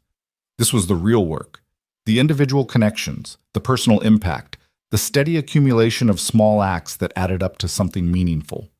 The Foundation's expansion launched 2 months later with a press conference that attracted significantly less attention than the White House ceremony, but felt more substantial in its implications. Noah stood at a podium in Briar Point Community Center, the same building where the original press conference had been held, and announced free CPR classes beginning the following week, water safety courses launching that summer, and a rapid response fund that would provide immediate financial support to heroes and their families. "We're not just recognizing heroism anymore," Noah told the assembled reporters and community members. "We're actively creating conditions for more heroism to happen. Because courage isn't innate, it's teachable. Skills can be learned. Confidence can be built. And when people know they have the training and support to help others, they're more likely to act when the moment comes." The first CPR class filled up within hours of registration opening. By the end of the week, they had a waiting list of over 300 people. The water safety courses, taught by retired lifeguards and Coast Guard personnel, attracted families from across the region. And the Rapid Response Fund received its first application within days from a woman who'd been injured rescuing a child from an abusive situation and couldn't work while recovering. The foundation approved her request immediately, covering her lost wages and medical expenses. When Noah called to tell her the news, she wept with relief. "I thought I was going to lose my apartment," she said through tears. "I thought doing the right thing was going to cost me everything. Thank you for proving that helping people doesn't have to mean destroying your own life." "That's exactly what the foundation exists to prevent," Noah replied. "You did something brave and important. You deserve support, not hardship." Summer arrived in a burst of warmth and possibility. The harbor filled with boats and tourists and locals enjoying the extended daylight. Mia turned 14 with a beach party that drew half her grade, and Noah stood on the sand watching his daughter laugh with her friends and felt Sarah's absence and presence simultaneously, absent in body, but present in every gesture Mia made, every kindness she showed, every moment of grace she embodied. One evening in late July, Noah received a call from Elena. They'd stayed in touch over the past year, occasional texts and phone calls that had evolved from formal gratitude to genuine friendship. But something in her voice this time was different, excited and nervous at once. "I'm calling with an ask," Elena said after the initial pleasantries. "A big one, actually. You can absolutely say no." "What's the ask?" "The Democratic National Convention is next month. Jonathan's giving his speech accepting the nomination for his second term. We'd like you to introduce him." Elena rushed on before Noah could respond. "I know you don't like politics. I know you've deliberately stayed out of that arena. But Noah, your story is about more than politics. It's about decency and courage and the best of what America can be. Having you introduce Jonathan would send a message about the kind of leadership we need, leadership that recognizes and elevates everyday heroes." Noah was silent, his mind racing. Introducing the president at the Democratic National Convention would thrust him back into the spotlight he'd mostly escaped. It would make him a political figure whether he wanted that or not. It would invite scrutiny and criticism and the whole exhausting circus of partisan politics. But it would also give him a platform to talk about the foundation, about civilian heroism, about the values he'd spent the past year promoting. It would put him in front of millions of people who might be inspired to take CPR classes, to support the foundation, to choose courage in their own lives. "Can I think about it?" he asked finally. "Of course.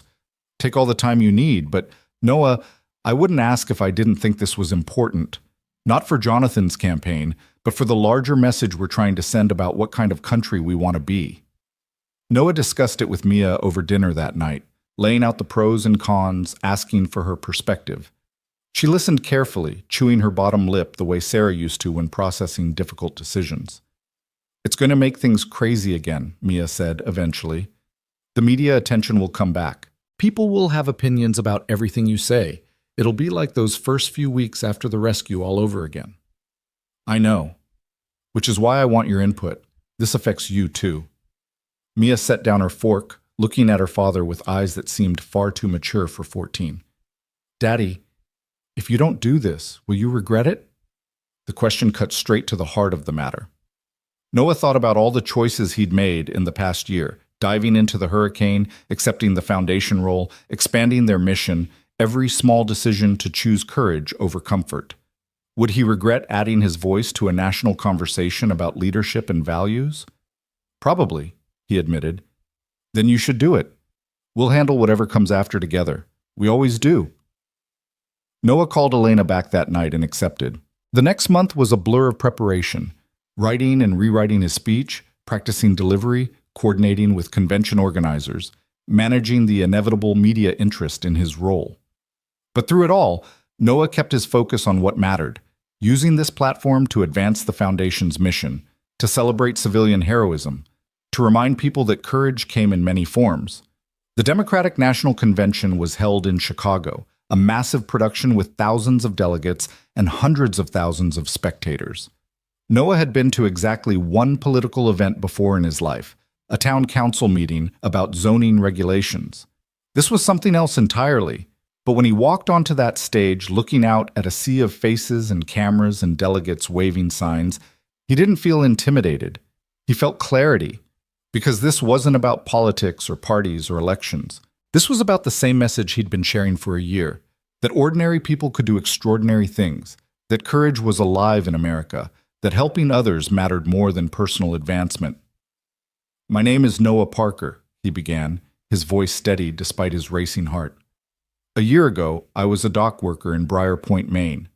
My biggest concerns were making sure my daughter got to school on time and remembering to pick up milk at the grocery store. I had no involvement in politics, no particular interest in national affairs. I was just a guy trying to get through each day and be a decent father." He paused, letting that ordinariness sink in.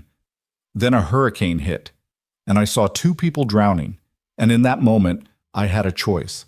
Stay safe on shore or dive into impossible water to help strangers. I chose to dive. Not because I'm special or brave or extraordinary, I chose to dive because it was the right thing to do, and I had skills that might make a difference. That's it. That's the whole calculation. The convention hall was absolutely silent now, thousands of people hanging on his words. The woman I saved that day turned out to be Elena Rivers, our First Lady. The child I pulled from the water was Matthew, the president's son. And my life changed completely because of that rescue. But here's what I learned in the years since. The most important changes weren't the external ones, the media attention, the foundation, the medal from the president. The most important changes were internal. I learned that courage isn't a feeling, it's a choice. I learned that heroism isn't rare. It's everywhere, waiting to be recognized. And I learned that leadership isn't about having all the answers. It's about making the right choice when the moment comes. Noah looked directly at the cameras, at the millions of people watching at home. Tonight, I'm here to introduce President Jonathan Rivers. But before I do, I want to tell you why I believe he deserves a second term. Not because of policy positions or political affiliations or party loyalty. I believe in Jonathan Rivers because when his family nearly died, his response wasn't about politics or optics or how it would affect his approval ratings. His response was to ask how he could transform that moment into something that would help others. He created the Parker Foundation not to honor me, but to honor the idea that civilian heroism deserves recognition and support. He chose to use his platform to elevate ordinary courage. That's the kind of leadership America needs, leadership that sees the best in people and works to bring it out. The applause started then, building to something that felt like thunder in the massive space. Noah raised his voice to be heard over it. We live in divided times, cynical times, times when it's easy to believe that courage is dead, that decency doesn't matter, that helping others is naive or foolish. But I'm here to tell you that's a lie. Courage is alive in America. It lives in teachers who spend their own money on classroom supplies. It lives in neighbors who check on the elderly during storms. It lives in strangers who stop to help someone change a flat tire. It lives in the single mother working 3 jobs to support her family. It lives in the veteran struggling with PTSD who still shows up to mentor at-risk youth. It lives everywhere you look, if you're willing to see it. Noah's voice grew stronger, more passionate. The Parker Foundation has spent the past year recognizing and supporting these everyday heroes. We've provided financial assistance to families facing hardship because of heroic acts. We've taught thousands of people CPR and water safety skills. We've created a rapid response fund so that doing the right thing doesn't have to mean destroying your life. And we've done this because President Rivers believed it mattered, because he understood that a nation's character is measured not by how we treat the powerful, but by how we support the people who sacrifice for others. He turned toward the wings where Jonathan was waiting, then back to the audience. So, tonight, I'm proud to introduce a leader who dives into the water when others stand on shore. A president who recognizes that true strength comes from lifting others up. A man who saved my family by believing in the power of everyday courage. Ladies and gentlemen, the President of the United States, Jonathan Rivers. The convention erupted as Jonathan walked onto the stage, embracing Noah before taking his place at the podium. Noah walked off into the wings where Elena was waiting, Matthew at her side, both of them with tears in their eyes. "That was perfect," Elena said, pulling him into a hug. "Absolutely perfect." "Did I help?" Matthew asked, tugging on Noah's sleeve. "Did your speech help, Daddy?" "You helped just by being here, buddy." Noah crouched down to Matthew's level. "By being alive and well and reminding everyone what all of this is really about." The convention continued late into the night, but Noah and his family left relatively early, escaping the chaos for the quiet of their hotel suite. Mia immediately collapsed onto the couch, exhausted from the excitement and attention. "That was intense," she said. "Are you glad you did it?" Yeah, I am." Noah sat beside her, pulling her into his side. "I got to talk about what matters. The foundation, civilian heroism, the importance of choosing courage. That's worth a little political chaos." "A little?" Mrs. Chen emerged from her room in her nightgown, carrying tea as always. "My phone has received 47 messages in the last hour. 47. Everyone wanting to know about you, about your speech, about what it all means." "What did you tell them?" "That you're the same Noah Parker you've always been. A good man who did a good thing and keeps doing good things. That's all anyone needs to know." She handed him a cup of tea. "Sarah would be proud. Not of the speech or the convention or any of that pageantry. She'd be proud that you stayed true to yourself through all of it." The media attention following the convention was predictably intense but felt different than the initial wave after the rescue. This time, Noah was prepared. This time, he had systems in place, a foundation press person who fielded most requests, strategies for protecting Mia's privacy, boundaries he maintained without apology. He gave a few interviews, always steering conversation back to the foundation's work, always emphasizing that his story was just one example of the everyday courage happening all around them. And slowly, the attention faded again, as attention always did when the next crisis or scandal emerged to capture the public's imagination. Life settled into a new normal. Noah split his time between foundation work and being present for Mia, finding a balance that felt sustainable. The foundation continued growing, expanding its training programs and support services. They opened a second office in Chicago, then a third in Houston, each location staffed by people who believed in the mission of recognizing and supporting civilian heroes. On the one-year anniversary of the rescue, Noah woke early and drove to the beach where it had all happened. The day was clear and calm, the ocean gentle, giving no indication of the violence it had unleashed a year ago. Someone had placed a small memorial at the spot, a bronze marker with a simple inscription. "Here, courage chose action over fear." September 15th, 2024. Noah stood there for a long time, watching the waves, thinking about the man he'd been a year ago and the man he'd become. So much had changed, so much had stayed the same. "I thought I might find you here."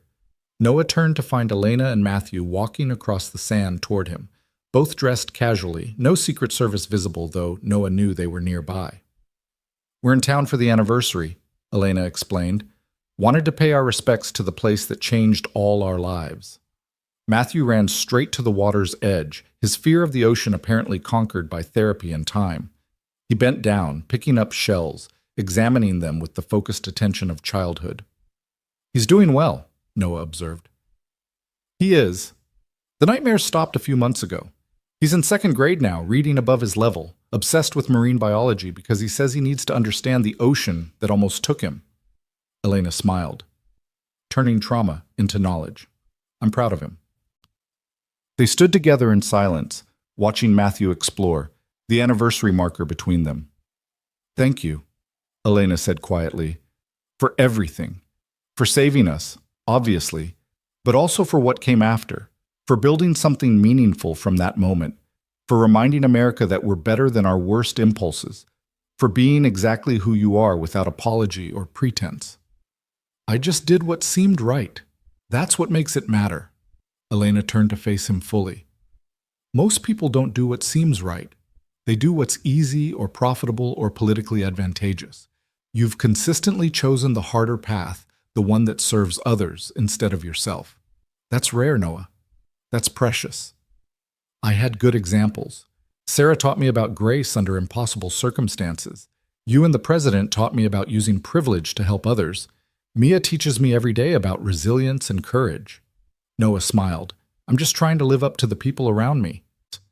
Matthew came running back, his hands full of shells and sea glass. "Look what I found! This one's blue like Mia's dress from the White House, and this one's shaped like a heart." "Those are beautiful, sweetheart," Elena said, examining his treasures. "Should we bring them back for your collection? Can we give the blue one to Mia as a present for being my friend?" "I think she'd love that," Noah said, his throat tight with emotion. They walked back to their cars together, Matthew between them, chattering about shells and ocean currents and whether dolphins could talk to each other. It was ordinary and extraordinary at once. The First Lady and her son, spending a quiet morning with the man who'd saved their lives, no cameras or security or formality, just three people connected by a moment of courage and its aftermath. "We'll see you at the Foundation Gala next month?" Elena asked as they reached the parking area. "Wouldn't miss it." Noah had been dreading the gala. Black tie event, major donors, the kind of formal affair he'd never been comfortable at. But it was important for fundraising, important for the mission, so he'd endure the discomfort. "Good, because we're announcing a major donation that night. The Rivers Foundation, that's our family's charitable organization, is pledging $5 million to the Parker Foundation over the next 5 years. Elena's eyes sparkled. Seemed fitting to invest in civilian heroism, given how much we owe to one particular civilian hero. Noah didn't know what to say. $5 million would allow them to expand exponentially, to reach communities they'd never imagined serving, to train thousands more people in life-saving skills. That's incredibly generous. It's incredibly necessary. The work you're doing, it matters, Noah. It's changing lives and changing culture. We want to be part of that. After they left, Noah sat in his truck for a long time, staring out at the ocean, processing the magnitude of what the past year had brought. From dock worker to foundation chairman, from obscurity to national recognition, from a man hiding from life to someone fully engaged with it, using his platform to help others, transforming one moment of action into lasting change. His phone buzzed with a text from Mia. "Mrs. Chen is making your favorite dinner tonight. Don't be late." Noah smiled and started the truck. Home. To his daughter and his neighbor who'd become family and the life he'd built from the ashes of loss and tragedy. The Foundation Gala a month later was everything Noah had feared. Black tie event at a fancy hotel in D.C., hundreds of donors in formal wear, speeches and presentations, and the constant pressure to network and smile and be on. But it was also everything he'd hoped for. People genuinely excited about the Foundation's work, donations pouring in, stories shared about lives saved and heroes recognized. Mia looked stunning in a green dress that made her look far older than 15, and she handled the social requirements with more grace than Noah could manage. Mrs. Chen held court with a group of major donors, regaling them with stories about Briar Point and raising a child who understood what truly mattered. When Elena and Jonathan announced the $5 million donation, the room erupted in applause. Noah stood on stage beside them, overwhelmed by the generosity, by the belief in the Foundation's mission, by how far they'd come in just over a year. "This foundation exists because one man made a choice," Jonathan said into the microphone, his hand on Noah's shoulder. "He chose courage over safety, action over hesitation, helping strangers over protecting himself. And then, instead of basking in recognition or profiting from fame, he chose to use that moment to help others, to build something lasting, to create a culture where heroism is recognized and supported." Jonathan's voice grew stronger. That's the kind of leadership America needs at every level. Not the kind that seeks power for power's sake, but the kind that uses whatever platform it has to lift others up. Noah Parker embodies that leadership. The Parker Foundation embodies it, and we're proud to support this mission in any way we can. More applause, more cameras flashing, more handshakes and congratulations. Noah endured it all with as much grace as he could muster, always deflecting credit to the foundation staff, always emphasizing the heroes they'd honored rather than his own role. Late in the evening, as the gala was winding down, Noah found himself on a balcony overlooking the DC skyline, escaping the noise and crowds for just a moment of peace. Mia found him there, appearing at his elbow the way she had a habit of doing. "You okay, Daddy?" "Yeah, baby, just needed some air." They stood together in silence, father and daughter, watching the city lights twinkle in the distance. "Mom would be so proud of you," Mia said eventually. "Not for the gala or the donations or any of that. She'd be proud that you turned the worst moment of your life, losing her, into something meaningful, that you didn't let grief stop you from living, that you showed me how to be brave even when you're scared." Noah wrapped his arm around his daughter's shoulders, pulling her close. "I'm proud of you too, sweetheart, for handling all this chaos with grace, for staying grounded when everything around us went crazy, for being the kind of person your mother would be proud of. We're a good team, huh? The best team." They returned to the gala together, to the final speeches and thank yous, to the exhausting but necessary work of building and maintaining the foundation that had become Noah's purpose. And when it was finally over, when they were back in their hotel suite with Mrs. Chen already asleep and Mia heading to bed, Noah stood at the window one more time, looking out at the city, thinking about the journey that had brought him here. 15 months ago, he'd been a dock worker with no ambition beyond taking care of his daughter and getting through each day without falling apart. Now, he was chairman of a foundation that had recognized over 100 civilian heroes, trained thousands of people in life-saving skills, provided financial support to dozens of families, and fundamentally changed the national conversation about what heroism looked like. It was too much, and exactly right, all at once. Noah pulled out his phone and opened the photos, scrolling back to pictures from before the rescue. Sarah at the beach with Mia. The three of them on vacation in Acadia. Sarah in the hospital, thin and frail but smiling because Mia had brought her flowers. The last photo Noah had taken of his wife 2 days before she died, her hand in his, her eyes still bright with love despite the pain. "I did it," he whispered to the image. "I kept living. I chose courage. I built something meaningful. I'm showing Mia that loss doesn't have to mean the end of everything. I hope that makes you proud." His phone buzzed with a text from an unknown number. Noah almost ignored it, but something made him check. "Mr. Parker, you don't know me, but I wanted to thank you. I saw your speech at the DNC and it inspired me to take a CPR class through your foundation. Last week, my neighbor had a heart attack, and I was able to perform CPR until paramedics arrived. Doctors say my actions saved his life. I never would have known what to do if not for the training you made possible. Thank you for teaching me how to be a hero." Marcus Williams, Portland, or Noah. Read the message 3 times, his eyes blurring with tears. This was it. This was what all of it meant. Not the medals or recognition or galas with major donors. This. One life saved because the foundation existed, because skills were taught, because someone chose to act when the moment came. He saved the message, adding it to a folder he kept of similar stories. There were dozens now, maybe hundreds. People who'd taken CPR classes and saved lives. People who'd learned water safety and prevented drownings. People who'd been inspired by the foundation's work to be ready, to be trained, to be the person who helped, instead of the person who stood by helplessly. This was Sarah's legacy too. Her death had devastated Noah, but he'd transformed that devastation into purpose. Her grace in the face of impossible odds had taught him how to face his own impossible situation. Her belief in his essential goodness had given him the strength to keep being good, even when the world made it difficult.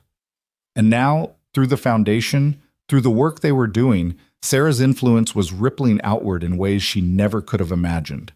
Every life saved by someone with foundation training was, in some small way, a tribute to her. Every hero recognized was an echo of her own quiet courage. Every family supported was a continuation of the values she'd lived by. Noah sent a quick reply to Marcus. "Thank you for sharing this. Your story is exactly why the foundation exists. You're a hero, and your neighbor is alive because you chose to be ready. That matters more than you know."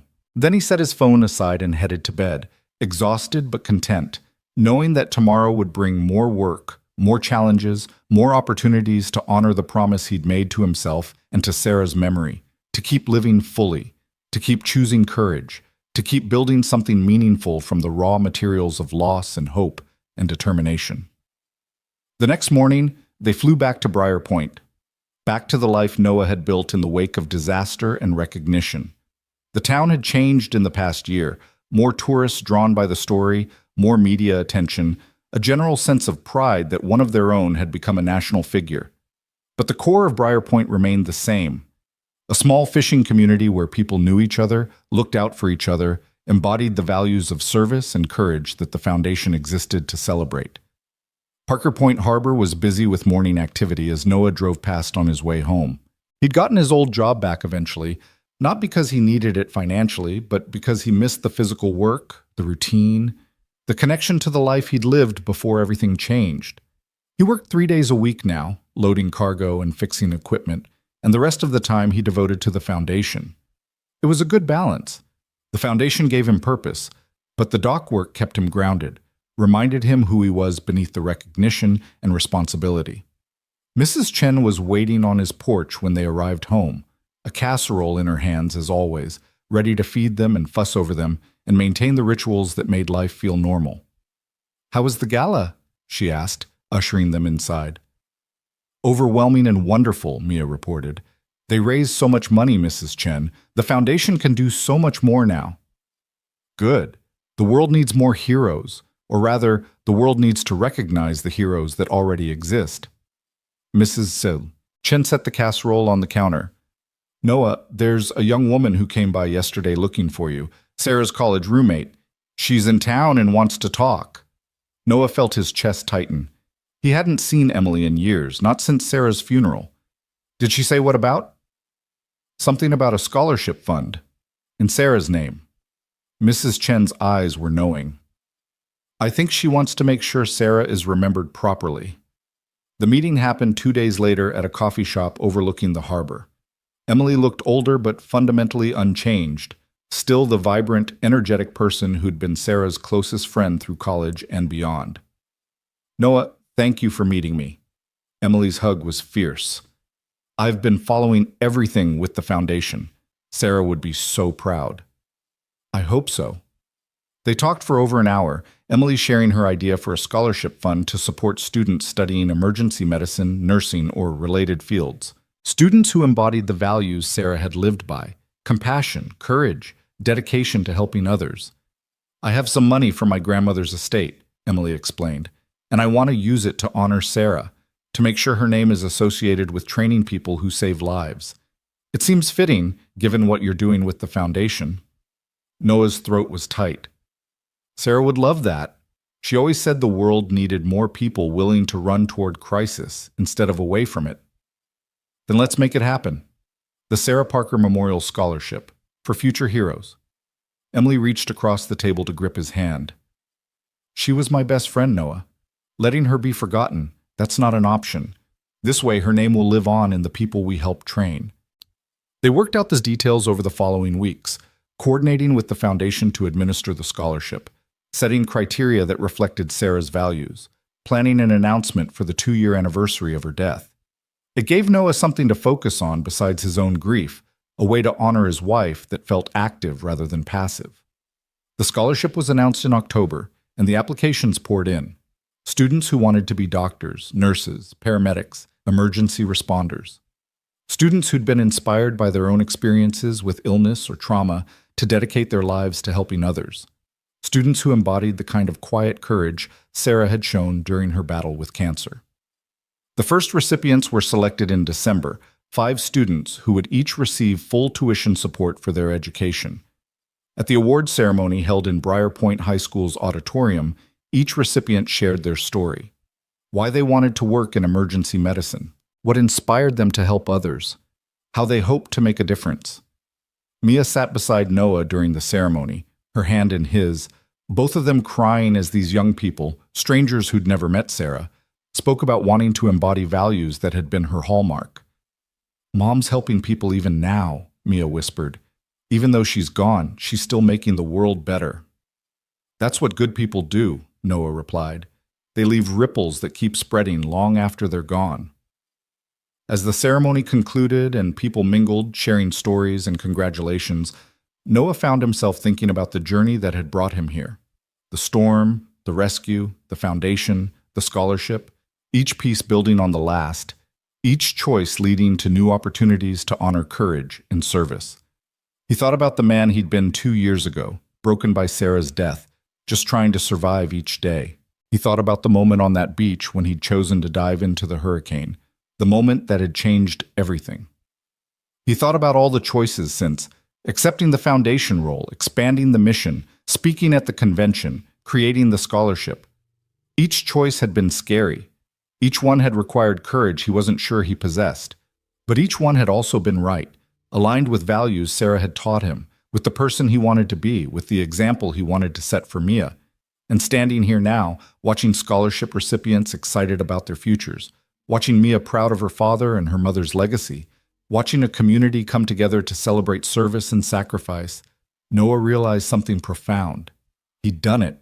He'd transformed tragedy into purpose, loss into meaning, one moment of courage into lasting change that would ripple forward for generations. The foundation would continue growing, recognizing and supporting heroes across the country. The scholarship would send hundreds of students into careers saving lives. The training programs would teach thousands of people the skills they needed to help in crisis. And all of it traced back to one storm-tossed morning when Noah Parker decided that 2 drowning strangers mattered more than his own safety. That was the legacy. Not the medals or recognition or famous friends. The legacy was the lives saved, the heroes trained, the culture shift that made courage not just celebrated, but expected. As Noah drove home that night, Mia dozing in the passenger seat, he felt a sense of peace he hadn't experienced since Sarah's death. Not the absence of grief that would never fully fade, but peace with his journey, with his choices, with the man he'd become through loss and challenge and the constant choice to keep moving forward. His phone buzzed with a final text before he pulled into his driveway. From President Rivers, watched the scholarship ceremony online. Beautiful tribute to Sarah. You're honoring her perfectly, not by holding on to grief, but by transforming it into something that helps others. That's the truest form of love. Noah sat in his driveway for a long moment after reading those words, his hand over his heart, feeling Sarah's absence and presence simultaneously. She was gone, but she lived on in Mia, in the scholarship bearing her name, in the values Noah worked to embody every day, in the ripples of courage spreading outward from one family's story of loss and resilience. "Thank you," he whispered into the darkness, not entirely sure who he was thanking. Sarah for teaching him about grace and courage, the President and First Lady for believing in him, his daughter for giving him a reason to keep fighting, Mrs. Chen for steady support through chaos, the foundation staff for helping build something meaningful, all the heroes they'd recognized for proving courage still existed. Or maybe he was thanking the universe itself for the strange and terrible and beautiful journey that had brought him from that storm-torn beach to this moment of peace. Sitting in his driveway in Briar Point, Maine, a medal in his drawer and a mission in his heart and a future stretching ahead full of possibility. He was Noah Parker, former lifeguard, former dock worker, current foundation chairman, always and forever Mia's father. He'd saved 2 lives in a hurricane and built something lasting from that moment. He'd chosen courage over comfort, action over fear, helping others over protecting himself. And in doing so, he'd saved his own life too. Not from drowning, but from the slow death of giving up, of letting grief win, of forgetting that life was meant to be lived fully even, especially in the wake of loss. That was the real rescue. That was the story that mattered most. Noah Parker had saved the first family. But in the process, they'd saved him right back. And together, they were saving countless others through the foundation, the scholarship, the endless ripples of courage, spreading outward into a world that desperately needed to believe heroes still existed. They did exist. They always had. Sometimes they just needed someone to remind them.